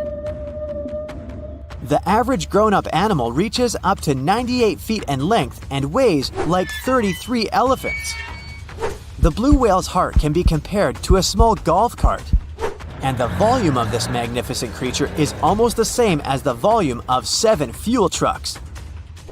And if you think that at birth, blue whales are just as huge, you're absolutely right. When a baby whale gets born, it's already bigger than a hippo. At a length of almost 25 feet, this kid sometimes weighs more than an elephant, about 3 tons. A little whale drinks 50 gallons of mom's milk every day. As a result, it gains about 200 pounds of weight every day. But this is nothing in comparison to how much adult blue whales eat. They devour 4 tons of food a day. That's approximately 40 million krill. These tiny shrimp-like creatures are the main food source for blue whales. Now, how about we talk about other giant and unusual animals? These days, the capybara is considered to be the largest rodent in the world. It can grow up to 130 pounds. But around 3 million years ago, there was another rodent that was way larger than the capybara. It weighed a whopping 2,600 pounds. Let's call this creature J. monesi, since its full name is too tricky to pronounce. They lived in the forest areas of modern-day Uruguay. These animals had big front teeth. Scientists think they could use them in the same way elephants use their tusks, for getting food and defending themselves from predators. As for the animal's molars, they were small and too weak to chew tough food. At the same time, the J. monesi had a strong bite, 3 times more powerful than that of a tiger. More than 30 million years ago, a hornless rhino was roaming Earth. This giant weighed more than 4 grown-up modern elephants, about 30 tons. Even though it reached a height of 18 feet, the animal had a small skull. But its long limbs allowed it to eat branches and leaves off pretty tall trees. Even without the horns modern-day rhinos can boast, their prehistoric relatives had something unusual. It was teeth. Out of 2 pairs of incisors, the lower one pointed forward and the upper one leaned downward. Experts think this could help the creature hold branches in its mouth more steadily while eating them. This prehistoric rhino is still the largest known land mammal to ever exist. The Argentinosaurus is considered to be one of the largest dinosaurs to have ever roamed the surface of the planet. This creature was discovered in 1987 in Argentina, hence the name. The length of this colossal herbivore that lived around 90 to 100 million years ago could be as long as 3 school buses. These dinos were pretty slow. Their top speed was around 5 miles per hour, which is the speed of a very slow taxiing Boeing 747. But no wonder they didn't rush. Imagine carrying such a huge weight every day. Scientists haven't figured out yet how these enormous animals held their necks vertically or horizontally. The problem is that in a vertical position, the Argentinosaurus's heart would have experienced enormous pressure. After all, it would have had to pump an impressive amount of blood, 40 feet into the air, and repeat it 60 times every minute. The green anaconda is one of the largest snakes on the planet, considering its length to weight ratio. The average specimen might not be the world's longest, but the snake's enormous girth makes it twice as heavy as other huge reptiles.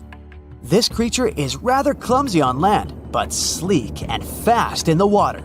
It can also lay in wait for hours while almost totally submerged. The saltwater crocodile can grow up to 23 feet in length. It's the most massive modern reptile. The largest males can weigh as much as a small hippo. Females are usually twice smaller. These super predators have the most powerful bite among reptiles. They hunt by hiding near rivers and waiting for animals to come to drink water. They also don't hesitate to strike people. The largest living organism on dry land might be a particular honey fungus which grows in the Blue Mountains in Oregon. It spreads over an area equal to 1,700 soccer fields, and although it may sound incredible, the fungus can be from 2,400 to 8,650 years old. The only part of this huge thing you can accidentally spot is small brownish mushrooms on the ground. But even if you take a usual mushroom, what you see is only 10% of the whole deal. The biggest part is hidden from your eyes underground. But while ordinary mushrooms feed on plants and fallen leaves, the honey fungus is much more dangerous. It's very harmful to the trees growing nearby. The fungus attaches itself to tree roots and feeds off of them. Unfortunately, this process damages trees, slowly and irreversibly. And if you have doubts about whether this fungus colony can be considered an individual organism, don't worry, it passes the test. It perfectly fits the definition because the fungus consists of genetically identical cells which communicate, coordinate themselves, and share a common purpose. According to rough estimates, the weight of the Oregonian humongous fungus may reach 441 tons. That's much heavier than the blue whale. But even if some animal isn't the largest in the world, it doesn't mean it can't surprise you. For example, a 1-inch long subtropical shrimp disorients its prey with a sonic boom. As loud as a sonic boom once produced by the supersonic plane Concorde. This sound stuns the prey, and the shrimp can catch it without too much effort. You're sitting in a soft chair at home and watching TV. Click, another reality show. Click an action movie you've seen so many times. Click a nature documentary. Boring. Click, click, click. Ah, the remote stopped working. Great. You open the back lid to change the batteries, and a random thought occurs to you. How did they come up with these batteries, you think? With the help of the fish, a voice from the TV answers you. You look at the screen. The host of the wildlife show talks about electric eels, how they generate electricity, why they don't hurt themselves with it, and how they help to create batteries. Okay, they got your attention. Make yourself comfortable and enjoy. We fly to South America. Here our exciting adventure through the tropical jungle begins. We need to go along the Amazon and find a small pond or stream that branches from the river. This is where our shocking little heroes live. You pull a fishing rod out of your backpack and throw the line into the water. Very soon, the fish should take the bait. By the way, an electric eel is not an eel at all. It's a fish, and it's closer to the carp or catfish family. The line is wiggling. You pull the rod but realize you're not strong enough because an electric eel is a really big creature. Its length can exceed 8 feet. That's more than the average height of a professional basketball player. And it weighs about 44 pounds. Size isn't the only thing that's scary about it. The electric eel is able to shock you really bad. An electric eel can't breathe in water like fish do. It needs to come up to the surface and breathe the air above. Besides, they jump out of the water to attack predators. This is their way of protecting themselves. The eel's electric power can reach more than 600 volts. This burst of energy is enough to knock an adult horse off its feet. That's why you need fake bait to make the eel deplete all its energy. You were prepared for this and took a life-size inflatable alligator doll with you. You throw it close to the fish, the eel attacks it several times. Now you have time before the fish recharges itself. You put the eel in a glass tank filled with water and carefully study it. Previously, when people discovered this fish for the first time, they placed it in an aquarium and transported it around the world. In Europe, the eel was shown at exhibitions, and people considered it a real monster. But thanks to science, we now know how this fish generates electricity. The eel's body contains electrical organs.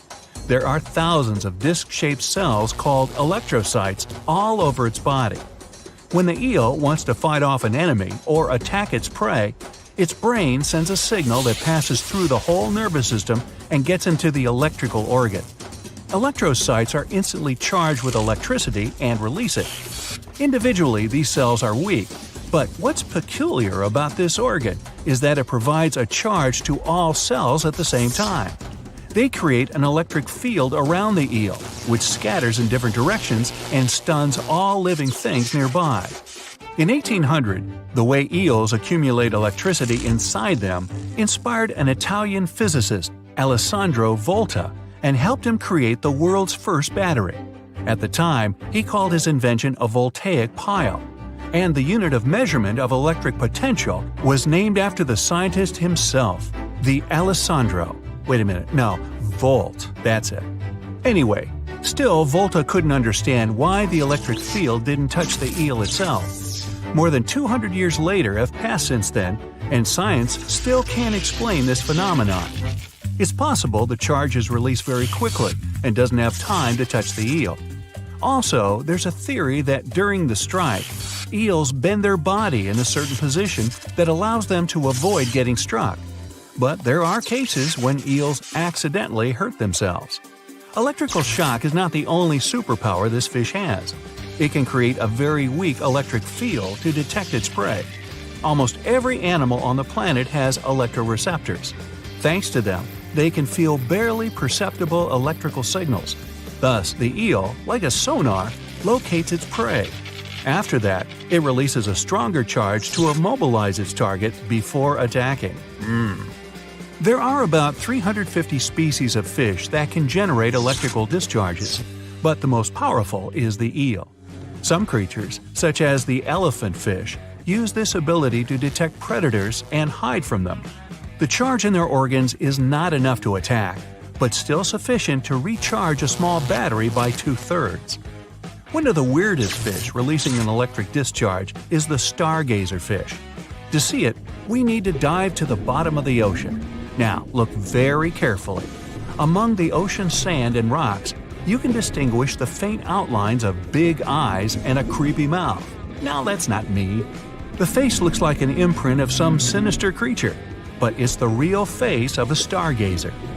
The fish merges with the seafloor to catch prey. It has eyes, nostrils, and mouth on the top of its face, all in the same place.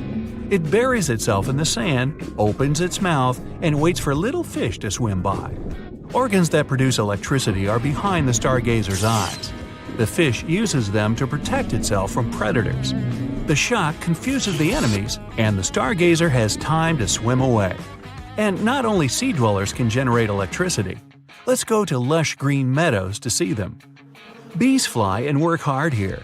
These creatures flap their wings so fast that they generate an electrical pulse. Look how a bee flies up to a flower, pollinates it, and leaves a faint electric trace on it. If another bee gets to this flower, it will notice the electric mark, understand that this flower has been harvested already, and try another one. In the jungles of Madagascar, Africa, and Australia, you can meet the gecko, one of the most tenacious lizards in the world, which can climb on any surface. If we look closely at the structure of their feet, we'll see hundreds of tiny bristles on them. These bristles are divided into hundreds of smaller bristles, and these microscopic hairs cling to any surface so close that its molecules mingle with the gecko's and create an electromagnetic charge. Some spiders can even fly using the Earth's electric field. During and after a thunderstorm, charged electric particles appear in the sky. Spiders climb a tree or a tall blade of grass and release their webs. The silk gets electrified and raises, and the spider gets thousands of miles away and rises to the heights where passenger airplanes fly. Besides, spiders use electricity to catch prey. They cover their web with a special glue with electrostatic properties. This glue is immediately attracted to any objects that fly in the air. Thanks to this ability, the prey is very easily entangled and gets stuck inside the silk. The oriental hornet has pigments that work just like solar panels do. The hornet absorbs the sun's rays and converts them into energy. Almost all living creatures have an electrical potential. You, watching this video, holding a cup of tea in your hands, or talking to someone. This all happens because your brain sends a signal to your nervous system, and this signal is electrical. You go to the gym, lift heavy dumbbells, squat with a barbell, and all your muscles are contracted with the help of an electric charge. This energy is present in almost all cells. The only question is why some animals have a stronger charge, while others have a weaker one. Evolution is the answer. In the water, where visibility and audibility are bad, and where it's impossible to hide from predators or find prey, living creatures received electrosites for navigation, protection, and communication. Wow! Wasn't that information shocking? There are plenty of fish in the sea. Some of them look totally like Nemo or Dory. Then there's the butterfly fish and fancy guppy, which is indeed really fancy. And then there's… What on earth is that? I would definitely not pay for a diving experience to see this guy. The anglerfish has the unofficial title of the ugliest animal in the world, but I wouldn't dare to break that news to it. There are more than 200 species of anglerfish currently swimming somewhere in the gloomy depths of the Atlantic and Antarctic Oceans, up to a mile below the surface. Some of them prefer different living conditions, the shallow tropical environments. Different kinds of anglerfish vary in shape and size, from the famous black sea devil to frogfish, monkfish, footballfish, goosefish, batfish, and sea toad. The larger ones can be half as long as a full-sized bed, but most are less than a foot long. Since the choice of meals where these guys live isn't that huge, they had to come up with a unique hunting strategy. They don't waste their priceless life energy on following prospective prey. Instead, they use a piece of dorsal spine that sticks above their mouths like a fishing pole, hence the name of the fish. There's a sac of bioluminescent bacteria that glows brightly in the dark at the end of that rod. The light lures prey, and all the anglerfish has to do is wait, and then enjoy its lunch delivered right to its mouth. Their bodies are pliable and huge, so they can easily swallow prey twice their size. Deep-sea anglerfish eat whatever they can find. Species that live in more shallow water aren't picky either, and can eat anything from shrimp to snails and small fish. Only female anglerfish have the cool fishing rod feature though. So what about their males? Finding a soulmate deep under the sea isn't that easy. I mean, literally, there's no light down there. Plus, there are frigid temperatures and low oxygen levels. Anglerfish can't afford to go on many dates in those conditions, so they mate for life. And before you go aw about it, I have to tell you, they do it in quite a special way. Male anglerfish are much smaller than their ladies. The contrast is so striking that when researchers first got interested in their love life, they thought those males were actually the offspring, or larvae, hanging out next to their moms. Certain anglerfish male species have receptors that alert them that there's a female nearby. After they mate, the male bites into his woman and stays attached to her head, belly, near her tail, and other areas he can access. While they morph together forever, the female fish gets the male's cells, DNA, and reproductive organs, but loses her immune response cells. The male gets free permanent housing and nutrition. Given the current real estate prices, it sounds like a dream. But that accommodation is shared by up to 8 males, and they can't move out if they ever feel like it. You're unlikely to meet this deep-sea fish in real life, but if you meet an anglerfish in your favorite video game, remember that you can easily outswim it and make it kinder to you with tranquilizing arrows. Once you befriend it, the anglerfish can be your scout and help you discover new areas with its bioluminescent pods.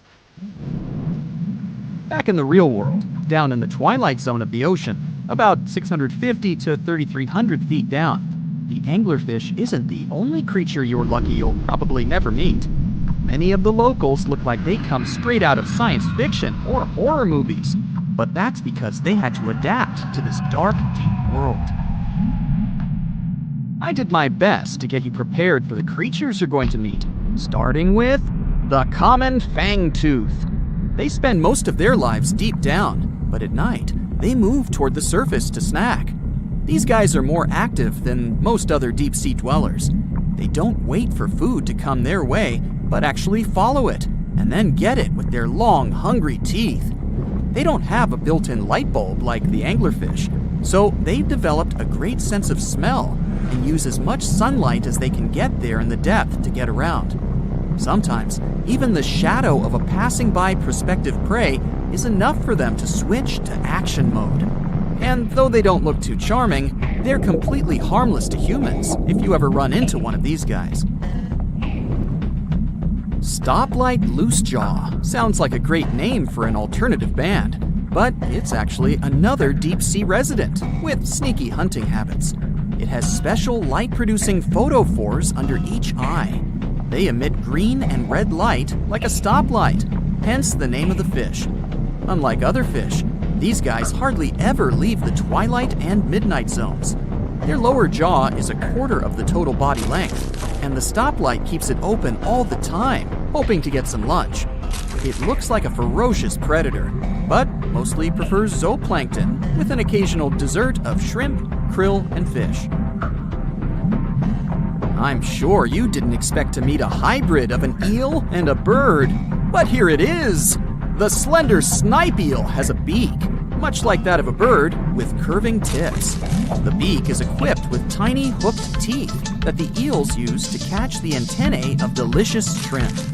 And it sure is slender, stretching up to 5 feet and weighing only a few ounces. Scientists don't know all of this guy's secrets, since it's pretty tricky to study in their natural habitat. But it looks like they only produce offspring once in a lifetime, and then pass away.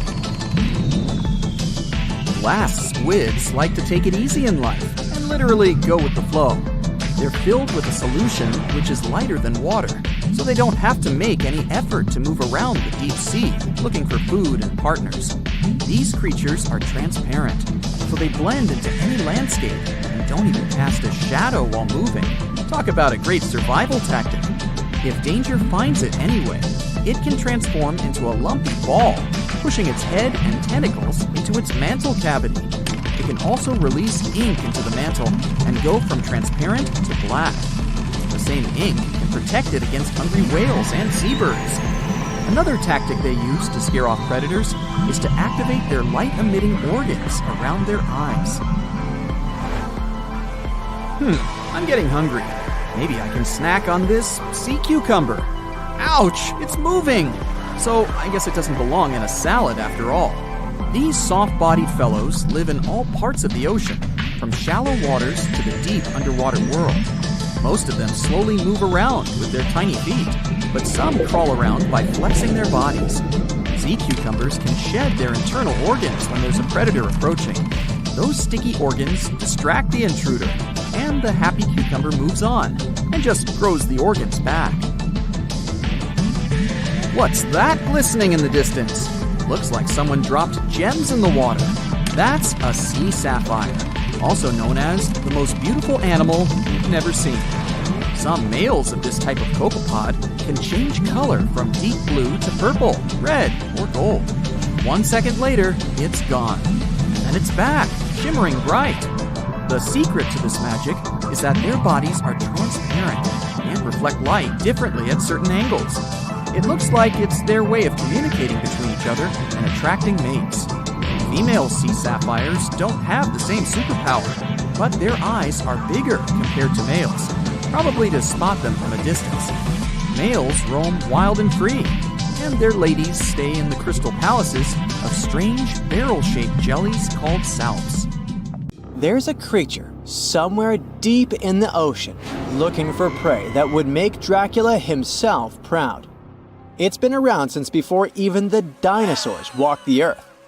It has no bones or jaw, but it doesn't stop this underwater vampire from hunting. The name of this eel-like parasite is the Pacific lamprey. The English monarch loved this fish so much that he defied doctors' orders to stop eating lamprey flesh. He got sick every time he'd have the original gooey fish. But the lack of bones and the fact that this lamprey tastes like slow-cooked beefsteak made the royal fall in love with the fish once and for all. The product of this love was a chill in his aged body, some heavy sweating, and some other scary symptoms, which eventually took his life and interrupted his 35-year reign. The lamprey is way better at surviving, as it lived through at least 4 mass extinctions. Its ancient ancestors evolved over 450 million years ago. There are around 40 living species of lampreys still thriving across the world. The Pacific lamprey is just one of them. These creatures have cartilage instead of bones, and a third eye, which is a special light-sensing organ on the top of their heads. Instead of a regular jaw, they have a sucker mouth surrounded by teeth. It's perfect for latching onto prey and sipping up body fluids like underwater vampires. Once they pick a victim, they suction it, making a seal that's almost impossible to break. Scientists believe the Pacific lampreys don't munch on flesh. Female lampreys lay up to 200,000 eggs in nests that stay in fresh water for 3 to 4 weeks. Once the larvae hatch, they burrow into sediment and stay under the sand for up to a decade. When they hit their teenage years, these miniature Draculas re-emerge and migrate from freshwater all the way to the Pacific Ocean. This journey isn't the easiest, and it takes some changes to its appearance and physiology to adapt to a huge change in salinity. After several years, they go back to freshwater to reproduce. Pacific lampreys can use chemical clues released by their larval migrating pals to find their way. They can travel hundreds of miles inland to find the perfect spot for spawning and rearing. It's not always the same place they spawned in. Many species of birds, mammals, and other fish can appreciate the fatty flesh of lamprey. This makes them some of the most valuable players in freshwater and marine ecosystems. Another lamprey type, the sea lamprey, is native to the Atlantic Ocean. It's not that dangerous when it's at home, But once it gets to the Great Lakes, it becomes a real threat to the 4 local native species of lamprey. The sea lamprey is up to 4 times bigger than the lake species. It has unlimited food and spawning grounds, and no natural predators here, so it becomes cocky. It secretes an enzyme that doesn't let the blood clot. Once it attaches to some unsuspecting fish, it spends the next several months feeding off of it. And even if the fish shakes the lamprey off, it doesn't have long to live because the mark the predator leaves behind. Sea lampreys aren't interested in humans, but can accidentally latch onto a swimmer. It won't be fatal, but it's not the most pleasant sensation, and you need to get the spot of the impact disinfected. The Australian box jellyfish looks harmless, but it's considered the most venomous marine animal. Unlike other kinds of jellyfish that float with the current rather than swim, this creature can reach an impressive speed and choose its own direction. It has tentacles covered with tiny darts loaded with poison. People and animals that get unlucky enough to meet with those tentacles face some scary and sometimes even fatal consequences in a matter of minutes. Before you decide to never revisit the ocean, you should know that only a few out of around 50 existing species of box jellyfish have venom that is lethal to humans. There are some not-so-dangerous species living in warm coastal waters worldwide. And the most dangerous ones are in the Indo-Pacific region and northern Australia. A blue-ringed octopus spots a signature psychedelic color and the ability to take away your life. This cute-looking sea monster likes to spend its time in the soft, sandy bottom or shallow tide pools and coral reefs. It normally hides in underwater crevices, among shells or debris. If you disturb it, the octopus will activate its tiny color-changing organs and demonstrate its blue rings as a warning signal. The next step will be releasing a venom 1,000 times more powerful than cyanide. This venom is more toxic than that of land mammals. The octopus normally uses it to hunt crabs, shrimp, and small fish by pecking them with its beak and paralyzing them. There is no known antidote for the venom, so if you ever see this sea creature, the best you can do is to stay away from it. It bites without any pain, so you might notice when it's too late. The good news is that it's not aggressive and won't go after you unless it's cornered. The reef stonefish are masters of disguise in the underwater world that camouflage themselves on rocks, coral reefs, or just blend into the seabed. They thrive throughout tropical marine waters of the Indo-Pacific. Their invisibility superpower makes them especially dangerous to their prospective victims they ambush and swallow whole.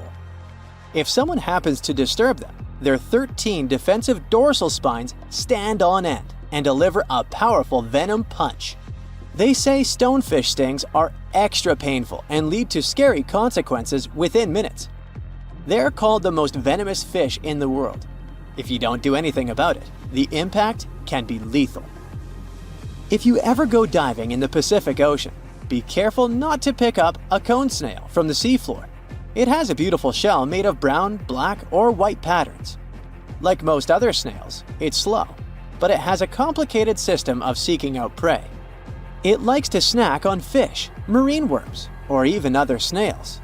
Once a cone snail senses food is near, it activates a sharp proboscis, or a needle-like protrusion from its mouth. The attack is swift and super potent. The victim doesn't even have time to realize what happened to them. Once it's completely incapable of moving, the cone snail swallows it whole. Humans aren't on its menu, but it can still release the venom if someone steps on it or disturbs it. The proboscis can even penetrate gloves. Luckily, only several out of over 700 species of cone snails can take a human's life. But since there's no antivenom, you better not risk it. All 52 known species of sea snakes living mostly in the warm tropical waters of the Indian and Pacific Oceans are venomous. The beaked sea snake even has the title of one of the world's most venomous serpents, but it's one of the few kinds that can pose a real threat to humans. Sea snakes prefer a peaceful coexistence and would rather slither away than engage in any confrontations.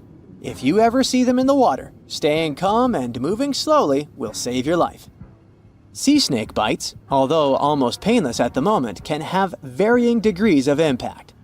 Some may only cause mild symptoms, while others can lead to severe outcomes. Most bite reports come from accidental encounters, like someone freeing them from nets or unsuspecting beachgoers stepping on them. Blue dragons rarely grow larger than the size of a grape. They like to swim belly up, so their brightest blues blend in with the ocean waters. And the silver front faces down and camouflages with the darker seabed. Blue dragons feed on another dangerous sea creature and store up their stinging cells. Their venom lives on even after the fish itself is no longer alive. That's why you should be extra careful and never pick up or step on them on the beach. Dwarf lantern shark. Sounds kind of like a superhero, huh? This is the smallest shark in the world. It's only the size of your palm, and it can glow in the dark. Well, that's a superpower. Blue-ringed octopus. The most beautiful octopus in the world. But the bright colors of animals usually indicate they're venomous. An antidote to its venom is yet to be found, although this little guy is the size of a TV remote. Sarcastic fringehead. Though this fish is only 12 inches long, it can eat prey much larger. Its jaw can open just like a dinosaur's. The sarcastic fringehead has been known to attempt to swallow a whole octopus. Hey, can't we all just get along? Red lionfish. This beauty has an incredible appetite. It can eat fish 2/3 the size of its body, and it hides the needles on its fins, which contain a potent venom. Striped surgeonfish. It has scalpel-sharp spikes on its fins, not to perform surgery, but to hunt. And unlike a doctor, it has venom on them. Black dragonfish. This is the only fish that can produce infrared light thanks to the chlorophyll in its eyes. It lives only at a depth of 6,600 feet, and you can only reach that depth in a special submarine. Reef stonefish. This genius of camouflage usually lies on the bottom and pretends to be a rock. Tourists can often step on it, and sharp needles on its back can easily cut even through the hard sole of a boot. Viperfish. This fish, the size of your forearm, has the largest teeth in relation to its head in the world. But you're unlikely to encounter it because it lives at a depth of 13,000 feet. Lamprey. These are parasites that stick up to other creatures and live off of them. Only these guys are 10 times bigger than the average river leech. Mega piranha. The most aggressive fish in the world, the size of a Doberman dog. A pack of these guys could leave nothing of an entire cow in just a couple of minutes.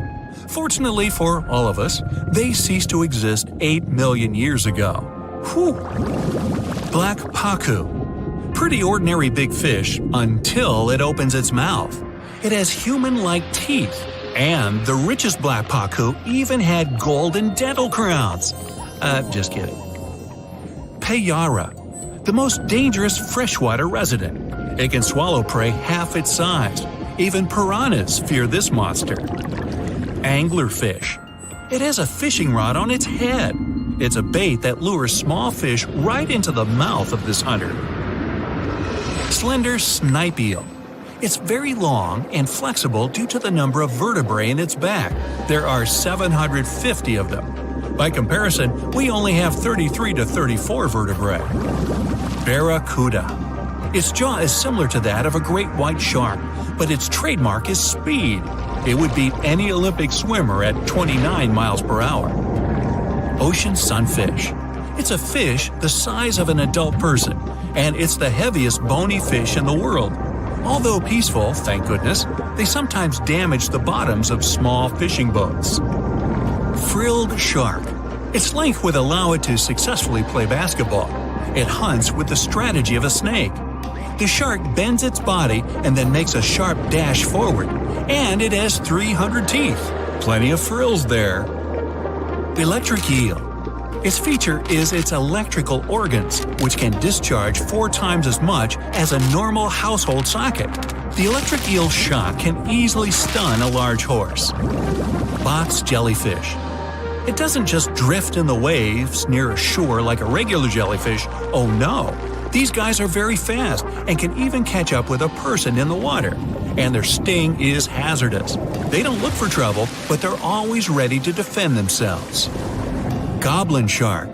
Its snout ends in a long blade-like outgrowth, and its jaw could extend all the way to the end of the snout. It's one of the most terrifying sharks in the world, despite its tender pink color. Saltwater crocodile. This is the most bad-tempered crocodile on the planet, and one of the largest at 20 feet. They're not afraid of humans and only consider us as food. Hey, don't snack on me. Great white shark, the most notorious inhabitant of the oceans. Once, a great white shark pierced the bottom of a tourist yacht. The boat sank, but luckily no one was injured or eaten. Greenland shark. These are the real long livers of the marine world. They have a very slow metabolism and can live up to 300 years. For comparison, the oldest human was 122 years old. Giant oarfish. This fish is as long as a giant anaconda, and it holds the title of the largest bonefish in the world. Giant manta ray. This creature might look like it's smiling, but it'll rush at you without hesitation. They reach up to 16 feet in diameter and have a very sharp spike with a neurotoxin. Great. Orca. They can swim at the speed of a car and are as big as a large minivan. And they're the only sea hunters that can jump out onto the coast and grab their prey there. Dunkleosteus. This guy was the size of a limousine. Although it had no teeth, it had bony plates that gave it one of the strongest bites among sea creatures. Camarasaurus. This is an ancient clam of incredible size, but 90% of its entire body was a cone shell. It was heavy, which prevented it from moving very fast. So most of the time, Camarasaurus lay motionless on the bottom, waiting for small fish to swim by. Kronosaurus. It was similar to a crocodile, only several times larger. The remains of one of them contained dinosaur bones, so Kronosaurus hunted not only in the sea, but also on land. Helicoprion. One of the few species to survive the Triassic extinction event. It did so thanks to its high intelligence and a powerful fighting tool, the circular saw-shaped jaw on its nose. Elasmosaurus. Its appearance resembles a giraffe, only twice as big. And these guys were real travelers. They swallowed small rocks to grind their food. 300 rocks from all over the world were found in the remains of one of them. Colossal squid. It weighs as much as 2 polar bears and is 5 times as long as a human. They're extremely rare, but still exist far out in the cold waters of our planet. Humpback whale. Like ordinary whales, they feed on plankton and small fish, using their mouth as a huge net. They use their giant tail to stun large schools of fish. Mosasaurus. Aren't you impressed that I can say these Latin names? No? Oh well. The Mosasaurus were as big as a subway car and were the kings of the seas 66 million years ago. Their jaw and skull were snake-like, and they could swallow their prey whole. Today, we can still find their relatives, the monitor lizards. They monitor where you go. Not really. Melville's Leviathan. Now this guy had the biggest teeth ever known.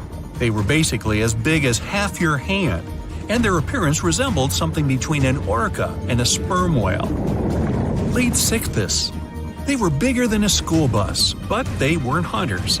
Their large size prevented them from being fast, so they fed mostly on plankton. Megalodon.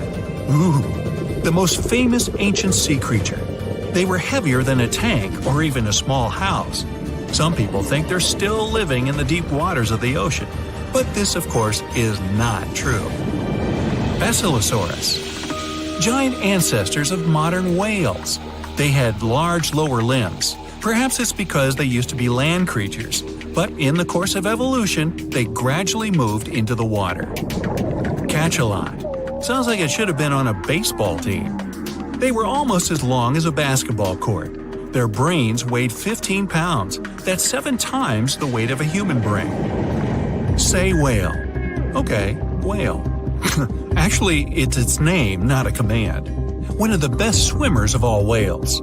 Sei whale could go up to 31 miles per hour and dive deeper than the height of the Empire State Building. Shastasaurus. Though only bones remain of this monster, calculations say it was as long as a tennis court or as a truck and trailer. Blue whale, the largest mammal to ever live on our planet. Its heart alone weighs as much as a big motorcycle, and its veins are as wide as a big pot. And these guys can sing songs. Lion's mane jellyfish. The world's largest jellyfish. It has a hat 7 feet wide and tentacles as long as a 10-story building. Although they're not dangerous at all, people can still get tangled in their incredible tentacles like in a net. Portuguese man-o'-war. Although its head is very small, just like an ordinary jellyfish, its tentacles are as long as half a soccer field. And these things are venomous. They paralyze fish and anything caught in them, even people. So, stay away, huh? From thousands of dollars worth of treasure to brand new phones and ancient cities, let's dive into the water and see what we can find. Imagine going to the river to enjoy a boat ride. Who wouldn't want to take a couple of pics to make the memories of this trip last forever? Oops, the water splashed. Luckily, you've taken precautions and put your gadget in a waterproof bag. But what if you drop your phone to the bottom of the lake along with this case? This is what happened to some people. A scuba diver and a YouTuber dived into a river popular with tourists and lost some of their gear worth $20,000, including new iPhones and some jewelry. Oops. You might be familiar with the image of a car getting pulled out of the water, either from the movies or TV news. Large cargo vessels sometimes sink, and trucks inside them go along. That's what happened with the Thistlegorm wreck. It sunk in 1941 in the Red Sea, and these Bedford trucks were inside. Want to see something more valuable, like treasure? A British cargo ship was carrying a heavy load of silver ingots, but the vessel sank. Treasure seekers knew there was silver on the ship. Since the 1940s, they've been looking for it. The Odyssey Marine Team got lucky. They made the discovery in 2011. The treasure was more than 14,000 feet below the surface. The ship had carried more than 110 tons of silver ingots. Finders keepers. The Odyssey team kept 80% of the treasure and gave 20% to Her Majesty's Treasury. Of course, there were more items on the ship, like letters, teapots, and silk sheets. You can see them in the exhibition called Voices from the Deep at London's Postal Museum.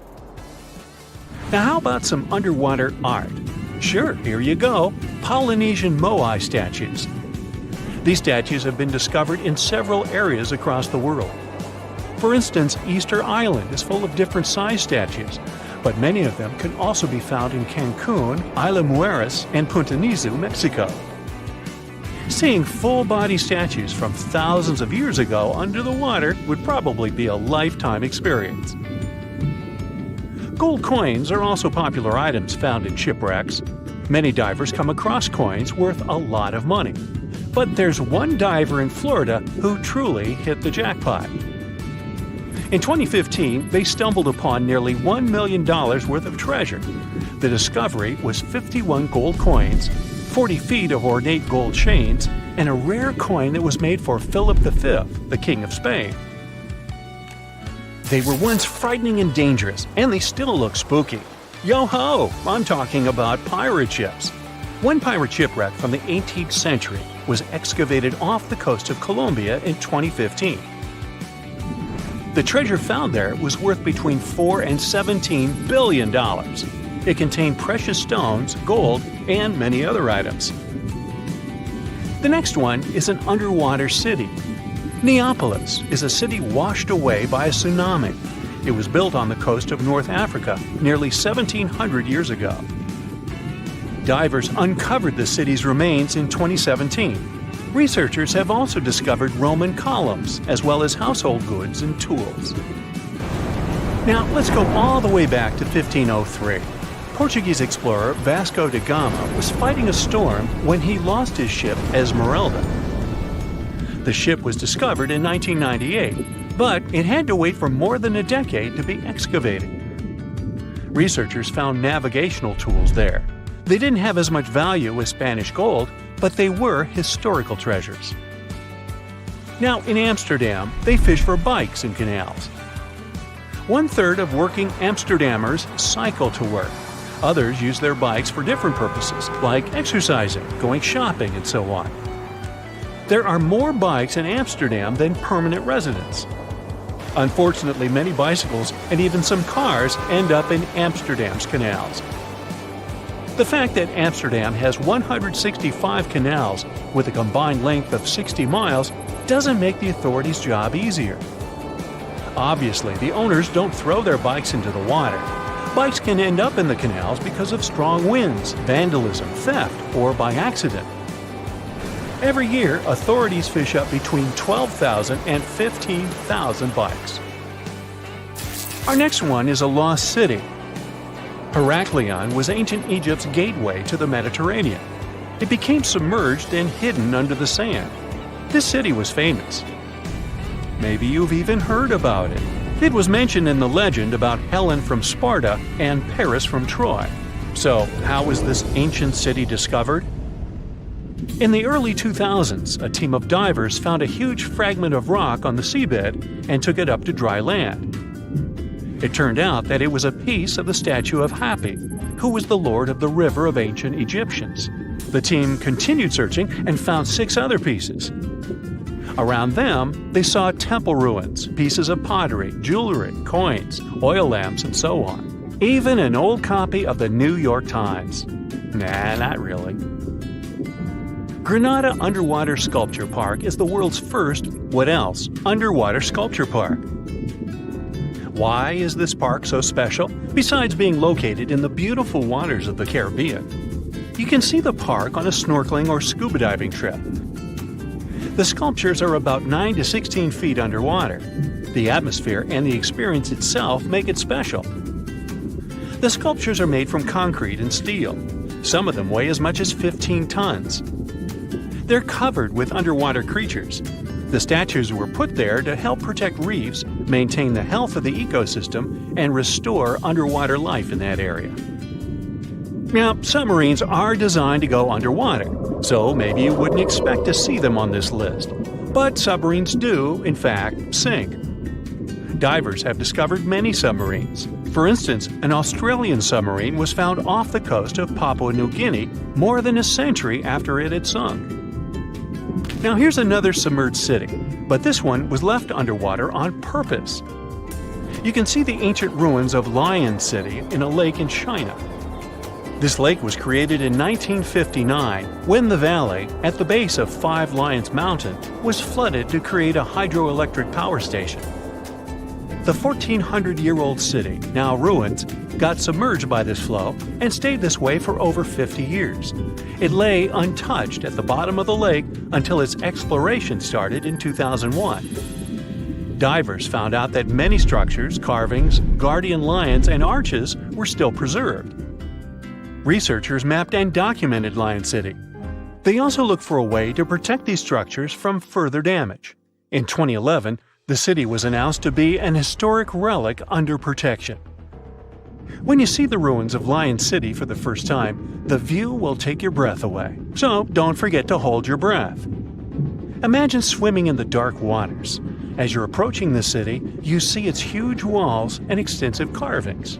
Marvelous, isn't it? The Cancun Underwater Museum is probably the largest museum of its kind in the whole world.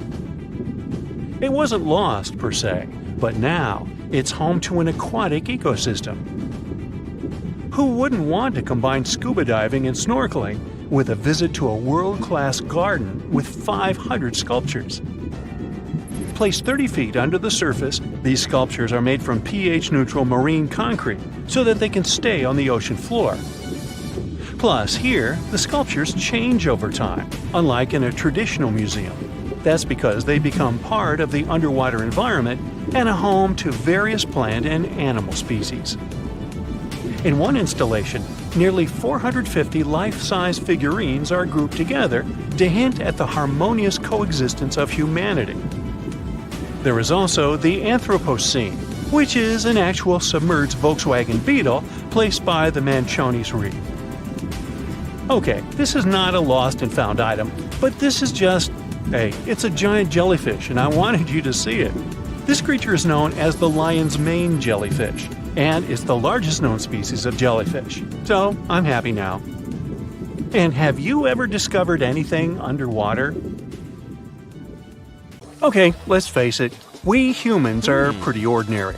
I mean, we're no superheroes with superpowers, right? What, you didn't get the memo? But the animal world has a bunch of superheroes. Some creatures live forever, and those who seem to not care about the laws of gravity. Critters that are immune to venom, and those that can run on water. And some of them will send shivers down your spine. So the first superpower on the list is the ability to live without water. Kangaroo rats can get by without water for years. They actually don't mind living without any water. Humans, on the other hand, can only survive 3 days without water. Humans 0, kangaroo rats 1.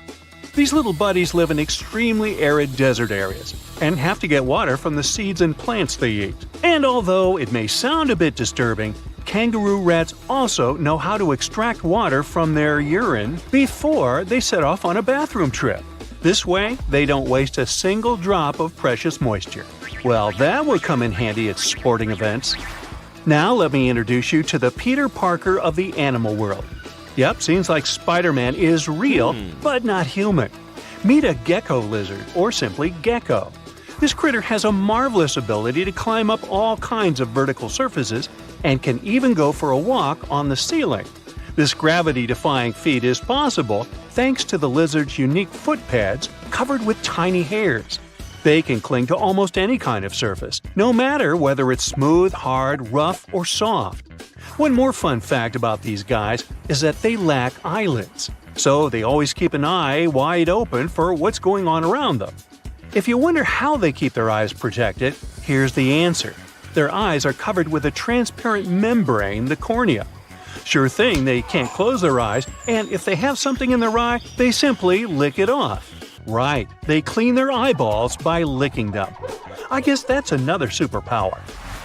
Any supersonic superpowers here? Sure. A 1-inch long subtropical shrimp disorients its prey with a sonic boom. Despite its modest size, the pistol shrimp is one of the loudest marine animals. When the shrimp snaps its claws, it creates a sound as loud as a sonic boom. Naturally, this sound stuns the prey, and the shrimp can catch it without too much effort. Now, in the comic world, there's Venom. In the animal world, there's a guy that can be called Anti-Venom. Opossums are known for their handy trick of pretending to have passed away when a predator attacks them. But that's not the end of the story. These guys are also immune to rattlesnake and pit viper venom. The secret is a peptide that helps opossums neutralize dangerous chemicals. This is the reason why snakes are a favorite treat on opossums' diet. There's one curious thing they have on their diet: ticks. One opossum can hoover up about 5,000 ticks per season, and most of them are picked off their own bodies. Now, imagine a fish that is so notorious that it's called a dangerous fish. It's mabenga, and it literally translates to dangerous fish in Swahili. This monster lives in freshwater and doesn't mind having a crocodile for lunch. Not a whole crocodile, but mabenga can take a bite out of them. But to be honest, these guys are intimidated by the crocodiles, the same way the crocs are intimidated by them. Now, you're watching this video on some gadget, right? Well, we all owe the gadgets we have to the electric eels in some way. I mean, all gadgets have batteries, and eels contributed a lot to the invention of an electric battery back in 1800. I know, the batteries have unrecognizably changed since then, but still, the first electric battery ever was invented thanks to electric eels. Anyway, if you see one of them and want to thank them for their magnificent invention, don't do that. Thing is, they can deliver shocks up to 860 volts. You don't want to experience that. Now let's talk about the Count Dracula of the animal kingdom. Nope, I'm not talking about bats. I'm talking about the fanged vampire fish. These fish are known as Payara and have 2 long fangs protruding from their lower jaw. Here's why some people associate them with vampires. Hippos are the beauty gurus, since they know how to save a fortune on skincare. Living under the harsh African sun, these animals secrete a sweat-like red oily substance that evaporates and keeps the animals' bodies cool. Besides, the fluid works as a moisturizer, sunscreen, and antibiotic all in one. But they're not the only ones with such a superpower. Mantis shrimp know how to produce natural sunscreen too, but they use it for eye protection. It's all about amino acid pigments, and these pigments act as special filters that contribute to their sharp vision too. That's what I call multitasking. Meerkats have dark patches around their eyes which makes them look even cuter. But these black circles aren't there just to make these buddies more adorable. They also function as built-in sunglasses. The dark fur on the patches blocks the blazing sun, and as a result, meerkats can gaze directly at the sky. On top of that, the sentry, a meerkat that watches out for birds and other predators, can easily see danger coming and alert its mates. Wild goats are famous for their climbing skills, but the alpine ibex from northern Italy is the champion. This critter can climb nearly any vertical surface, defying several physical laws in the process. Interestingly, the animals that do walk on the steepest cliff walls are typically mother goats with their little ones. Large males prefer to keep their distance and use flat horizontal surfaces. Smart guys. Some animals protect themselves with venom or nasty bites, while others use chemical tricks for protection. Listen to this. Some species of millipedes produce hydrogen cyanide and exude it when they feel threatened. Hydrogen cyanide is odorless but highly toxic. One little millipede can't seriously hurt you, but you may have burns or even blisters if your skin is sensitive. Plus, to make the picture even scarier, some millipedes glow in the dark. So watch out, and if you see a crawling spot of light at night, run away as fast as you can. When the bombardier beetle feels threatened, it sprays scorching liquid from the tip of its abdomen with a loud popping sound. As soon as the beetle senses danger, a chemical reaction starts in special reservoirs in its abdomen. The heat from this process nearly reaches the boiling point and also produces special gas that triggers the ejection. This super protection is usually fatal for the attacking insects. I guess so. Plumed basculus lizards have an uncanny ability to run on water. First of all, their hind feet are equipped with long toes which have fringes of skin that can spread out in the water. As a result, a bigger surface of the lizard's foot comes into contact with water. Then, when it runs on water, it pumps its legs incredibly fast. This creates little pockets of air that prevent the animal from drowning by keeping it on the surface. Now, fleas can be annoying, but it doesn't make them any less amazing. These tiny critters can leap about 50 times their body length. If people could do the same, we would be jumping about a quarter of a mile into the air. Well, let's try it. The most curious thing about fleas' astonishing ability is that they take most of the power for leaps from their toes, not knees. So, what's your favorite animal superpower? I vote for the kangaroo rat. I don't like standing in lines for the bathroom. A man went for a walk not far from Buenos Aires in Argentina and found something that looked like a dinosaur egg lying in the mud. When he shared his find with his family, everyone thought it was a joke, but it was actually very real. Except it wasn't a dinosaur egg, but a glyptodont shell. These guys went extinct thousands of years ago. Some of them grew up to be the size of a small car. The Paleo-Indians, who were the ancestors of Native Americans, must have had a fun time living alongside those beasts. People keep finding similar black scaly shells, which are fossils of glyptodonts in the Americas. These creatures thrived in South America for tens of millions of years and also spread up north. They had thick armor, called a carapace, and tough, grooved teeth for eating grass. They weren't always giant, but it looks like a colder climate before the Ice Age, with open woodlands and plenty of grass, helped them evolve. It's pretty hard to hide when you're huge, so they may have developed their fused armor to protect themselves. One of the most famous types had a long tail with spikes that it used to fight other glyptodonts for territory or mates. Although they look similar, the ancient glyptodonts were really different from today's armadillos. Glyptodonts had a hard, heavy armor made of fused plates, and today's armadillos have flexible armor and can roll up into a ball to protect their soft tummies. Plus, glyptodonts ate grass using their grooved teeth, and armadillos prefer insects for lunch. But despite all the differences, recent studies of their DNA showed that glyptodonts actually belonged to the armadillo family. If you think the glyptodont was scary, just wait till you meet the giant short-faced bear. This bad guy grew to almost twice the height of Michael Jordan when it stood on its hind legs. It also weighed over 1,500 pounds, and it was able to run at the speed of over 40 miles per hour. This bear preferred meat to all other foods.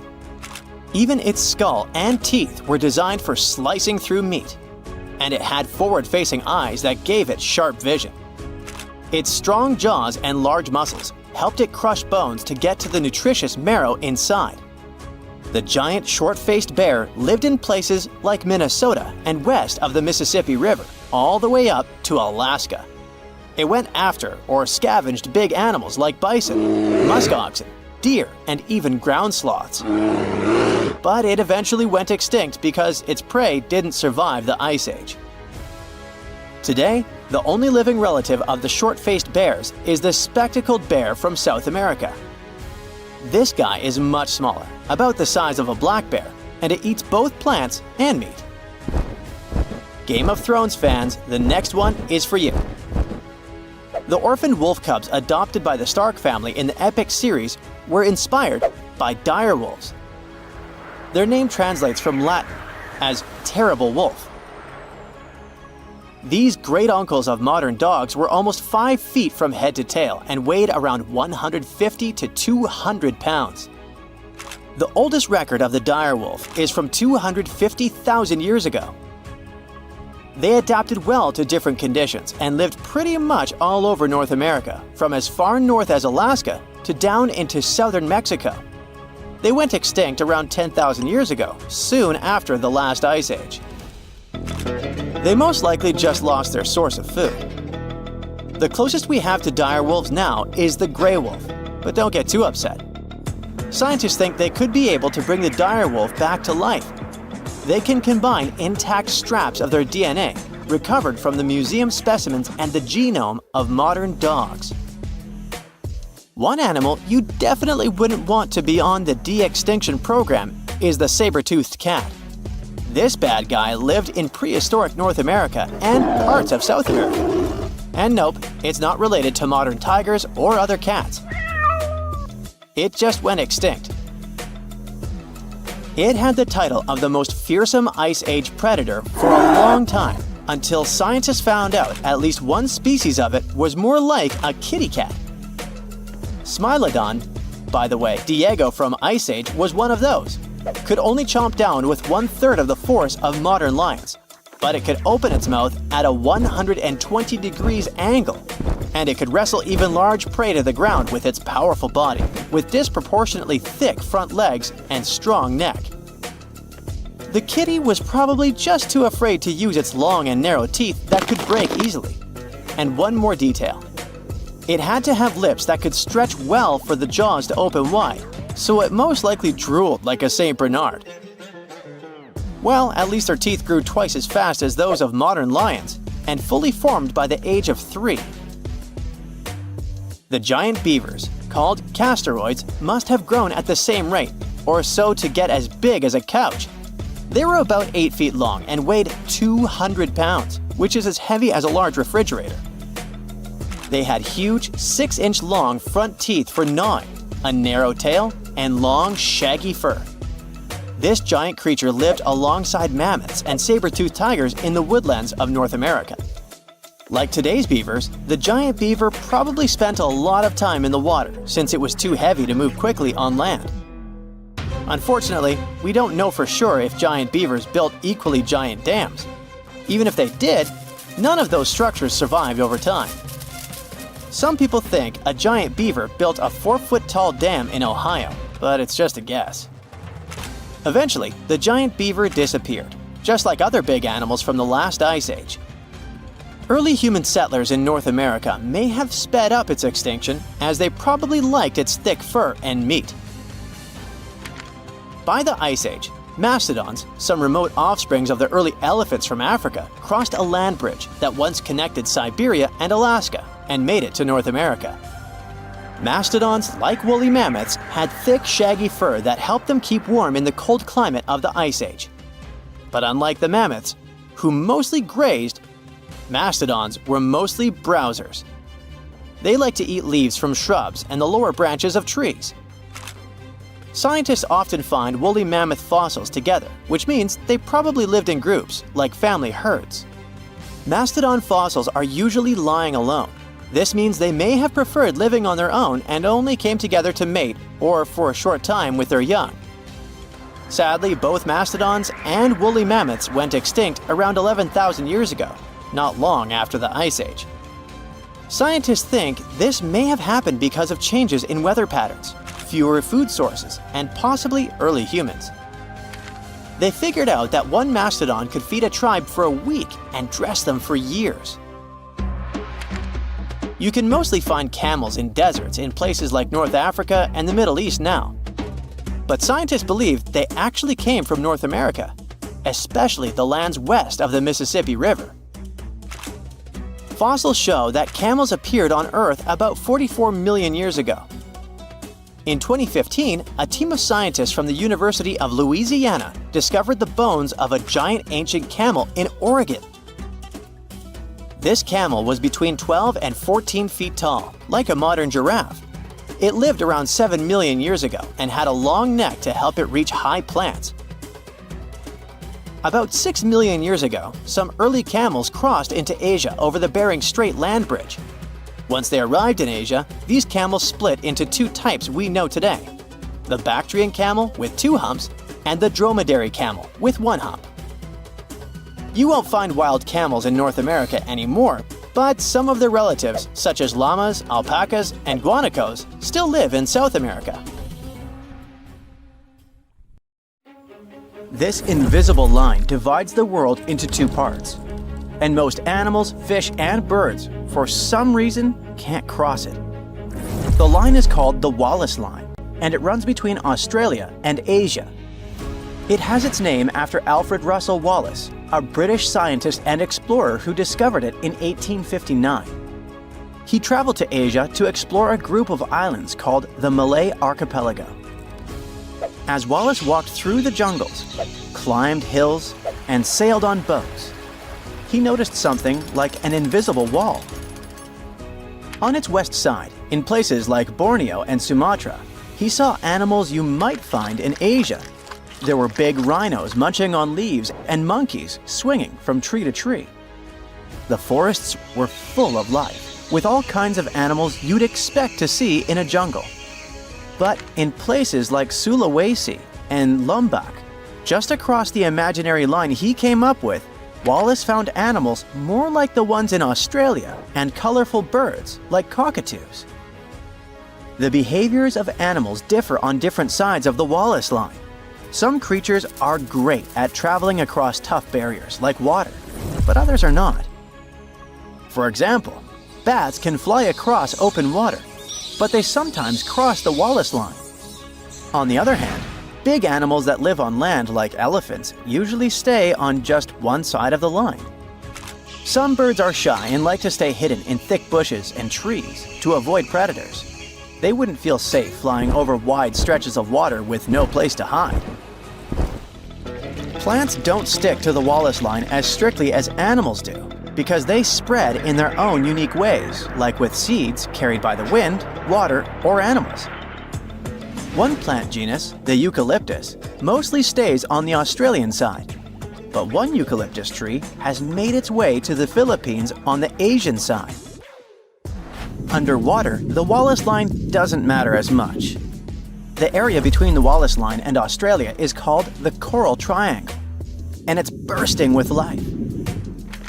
Now, after more than 150 years, scientists think they finally have an explanation of the Wallace Line mystery. They believe It all started about 35 million years ago, when Australia broke away from Antarctica and slowly moved up to crash into Asia. When this happened, the crash created a chain of islands called the Malay Archipelago between Asia and Australia. This caused extreme changes in the weather, which made the area very different and affected which animals could live there. Researchers used a computer model that looked at how more than 20,000 species of animals from both sides of the Wallace Line would have behaved millions of years ago. When Australia started to drift away from Antarctica, it opened up a huge new era of deep ocean around Antarctica. This is where the biggest ocean current on Earth, called the Antarctic Circumpolar Current, began to flow. This swirling current made the planet's climate much cooler and completely changed how animals could live in different places. But not all animals were affected in the same way. Indonesia stayed warm and rainy, which was perfect for animals from Asia. These creatures could hop from island to island like stepping stones and make their way toward Australia. But animals from Australia had a harder time. Over millions of years, they had gotten used to living in cooler, drier places, so the tropical islands didn't suit them as well. Scientists believe if we can see how animals adapted to big changes in weather patterns millions of years ago, we might be able to predict how today's animals will cope with a similar situation. Other scientists after Wallace also tried to describe and explain the invisible natural border between Asia and Australia, and came up with their lines. The Weber Line, for example, is in a slightly different location than the Wallace Line, between the Oriental and the Australasian faunal regions within Wallacea. It's a group of mainly Indonesian islands that are separated by deep water straits from the Asian and Australian continental shelves. They were never connected to the big continents by land, so animals that could swim, fly, or float across the water made it to these islands. That's why the creatures living there are so unique and come from both Asia and Australia. Weber's line is where the balance tips. If you go one way, most of the animals are from Asia. If you go the other way, most of the animals are from Australia. Another important migration event in the history of our planet happened in the Americas. Around 30 million years ago, South America became a separate landmass as tectonic plates moved and pulled it away from Antarctica and Africa. Once it was on its own, the animals living there started to evolve in unique ways and turned into creatures you couldn't find anywhere else in the world. There were animals we still see today, like opossums, giant rodents like capybaras and chinchillas, armadillos, anteaters, and sloths. Some of the animals from those times are now extinct. There were giant ground sloths, bigger than cars, roaming around. There were glyptodonts, which were like giant armadillos with super tough, bony shells. There were also huge, scary birds that couldn't fly but could chase down their prey. Up in North America, animals could still travel to other parts of the world through the Bering Strait. So North America was full of different animals like deer, bison, horses, camels, and even mammoths and mastodons.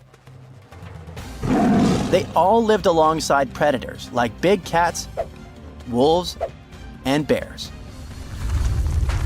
About 3 million years ago, the continents of North and South America got connected by a strip of land called the Isthmus of Panama. It formed because the tectonic plates shifted again. Some major volcanic activity between 25 million years ago also contributed to the process. Animals started to move between North and South America, and this long process went down in history as the Great American Interchange. During the Ice Age, huge glaciers in the north grew and shrank over tens of thousands of years. When the glaciers were at their biggest, they held so much water that the sea levels dropped, and forests probably turned into wide grassy plains. So animals had the perfect conditions to cross over. Giant ground sloths were among the animals that went up north from South America, all the way to Alaska. One special kind even roamed the chilly tundras alongside woolly mammoths and caribou. lots of North American predators decided to explore the South. There were cats like cougars, jaguars, and saber-toothed tigers with their giant teeth. Wolves, foxes, otters, raccoons, and bears also joined the migration. The short-faced bear could stand up to 13 feet tall and weigh as much as a small car. South America also had some funny-looking animals called sanus, or South American native ungulates. These were hoofed mammals that evolved into all kinds of weird shapes while South America was isolated. Big animals from North America, for example, relatives of elephants with strange tusks, came to the south and became some of the largest creatures around. The ancestors of today's llamas settled in the Andes Mountains, and deer, tapirs, and peccaries thrived in the forests. Animals kept moving back and forth between the continents for thousands of years. But as the Ice Age ended, many of the bigger animals, like the giant ground sloths, couldn't adapt and disappeared. It seems North American animals were better at adapting to their new homes. You can find armadillos, porcupines, and opossums from South America in North America. But many of South America's most famous animals, like jaguars, llamas, and spectacled bears, left North America long ago.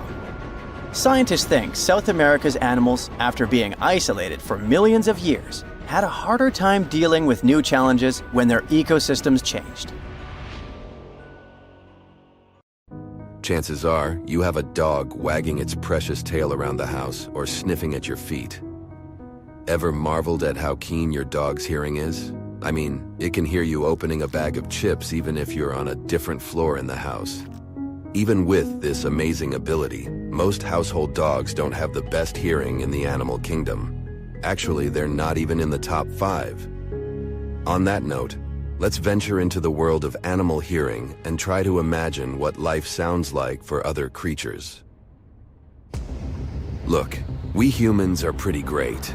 We've got all kinds of talents. But when it comes to the Auditory Olympics, we're not even in the running. Put us next to a cat or a bat, and our ears look kind of basic. Take elephants, for instance. They are big animals, and so are their ears. Their auditory organs are capable of capturing infrasound waves. Now, these are not your run-of-the-mill sound waves. They're low-frequency, rumbling whispers that we humans can't hear. This means elephants can pick up on things like rain clouds on the move. Not only that, but these massive mammals have a pretty clever way of communicating too. They stomp the ground, creating vibrations barely noticeable to us. But to elephants, these vibrations are the equivalent of a long-distance phone call. The messages are received through their feet and ear bones, even when they're miles apart. Talk about having a good reception. Moving on to bats. They are the masters of night navigation, thanks to their use of echolocation. These animals emit high-frequency sounds which bounce back after hitting objects. This echo helps bats create a mental map, allowing them to sway flawlessly in the dark. Just when we thought bats couldn't get any cooler, scientists discovered their hearing capabilities extend to their wings. Special hairs called Merkel hairs sense air movements, helping the bats detect upcoming objects. It's not the traditional hearing we're used to, but it's a fantastic adaptation to their environment. Dolphins, on the other hand, are masters of watery acoustics. For starters, you might think that being underwater would put a damper on hearing, but dolphins have turned this challenge into an advantage. They've got their own version of echolocation, emitting sonic pulses from their foreheads. These sounds bounce off objects and are picked up by the dolphin's jaw before being sent to the brain via highly developed auditory nerves. Their ears, though present, don't play a central role in hearing like ours do. Instead, dolphins have found innovative ways to listen, proving yet again how awesome animals are. Don't let their domestic status fool you. Your pet cats and dogs are auditory champs. Cats' ears are designed to catch high-frequency sounds from up to 160 feet away. Handy for catching mice, don't you think?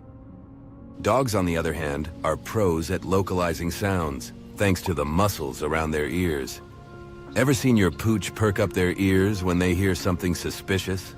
That's their sharp hearing at work. Even the tiniest critters buzzing around us, like insects, can actually listen to the world. In fact, some insects have something akin to our human eardrums. It's a delicate little membrane, given the name tympany. Our eardrums jiggle with the sound waves. That shaking is then turned into a signal our brain would understand. Now, you've surely heard the nightly serenade of crickets or the rhythmic song of cicadas in the summer. These little symphony masters use exactly this kind of setup to listen to their world. That's not all, though. Some bugs take a different approach to eavesdropping on their surroundings. They've got these sensory cells right in the middle of their antennae. This structure is called the Johnston's organ. Take mosquitoes, for instance, or bees, or even fruit flies. They use their antennae, not just to feel their way around, but to listen in on the world too. It gets even wilder. Hawk moths, some dusky, nocturnal creatures, have this unique organ nestled right in their mouths. It's like a superpower that lets them hear ultrasonic sounds. With this, they can dodge the dangerous dives of bats out on the hunt. When it comes to the ultimate hearing trophy, the animal kingdom has a completely unique winner. It's actually a moth. Not just any moth, though. It's the greater wax moth, discovered by the scientists based in Glasgow, Scotland. They've got some fascinating insights about these moths that make our ears want to stand up and listen. Just to give you some context, the greater wax moth does not stand out when it comes to its appearance. I mean, it's brown. As for its daily activities, it loves nibbling on honeycomb. Despite blending in seamlessly in the animal kingdom, it's got a serious set of ears. How good is its hearing, you ask? Well, it's been found that this tiny creature can pick up on sounds at frequencies up to 300 kilohertz. By comparison, our human ears can only detect sounds up to around 20 kilohertz. This already unimpressive ability drops to about 15 kilohertz as we grow older. I mean, not even dolphins can compete. They can only hear sounds up to about 160 kilohertz. You're probably wondering, why would a moth need such super hearing? Scientists explain that the reason behind this extraordinary hearing lies in a survival instinct, predation, to be precise. Bats use high-frequency echolocation calls to find their tasty moth meals, amongst other insects. But these clever little moths have evolved to pick up frequencies even bats might not hit. Despite this reasoning, it was a bit of a mystery as to why these moths would even need to hear such high frequencies. During the research, specialists discovered that their recording at high-frequency ultrasound is tricky business. So there's a chance that bats might actually be capable of emitting calls at these super high frequencies that the moths can hear. To uncover all this, scientists used a specially designed ultrasonic device. It emitted these crazy high frequencies, and they then looked at the moth's reactions using electrodes to measure their neural responses. The practical implications of this research could be far-reaching. Understanding the inner workings of the greater wax moth's ear could have a big impact on the world of technology. This knowledge could help researchers build super tiny microphones, for example. We know that all sorts of critters, from the tiny creatures scuttling on the ground to the gigantic ones swimming in the ocean, can pick up on certain sound frequencies that our human ears just can't. However, scientists have made a fascinating discovery. They've shown, for the first time, that our ability to pick up on tiny differences in sound frequencies might just be superior to that of animals, thanks to our individual neurons. How did they prove this, you ask? Well, they took advantage of a unique technique that lets them record what single neurons are up to in the auditory cortex. That's the part of our brain that's a major player in processing sounds when we're exposed to various noises. You see, most of what we know about the auditory cortex was unearthed from past research that studied how animals' neural activity reacts to sound. Those studies were super useful in giving us a peek into how sounds are processed in our auditory system. But they didn't really let us know what sets us humans apart in the way we perceive sounds. When scientists tested how we respond to made-up sounds, they found out that our neurons in the auditory cortex responded with a surprising level of accuracy to specific frequencies. They could even pick up differences as tiny as a quarter of a tone just by looking at the reactions of individual neurons. That's a level of detail that you wouldn't typically find in the auditory cortex of other mammals. The one exception might be bats, who use their hearing in pretty unique ways. But this could explain why we humans can distinguish between frequencies better than animals. It seems like the way our brains process sound frequencies has some special features to it. When they played more natural sounds like conversations, music, and everyday noise, the neurons showed complex activity patterns. These patterns couldn't be fully explained just by the neuron's frequency selectivity. Animal studies have shown similar phenomena, but it's the first time we've seen this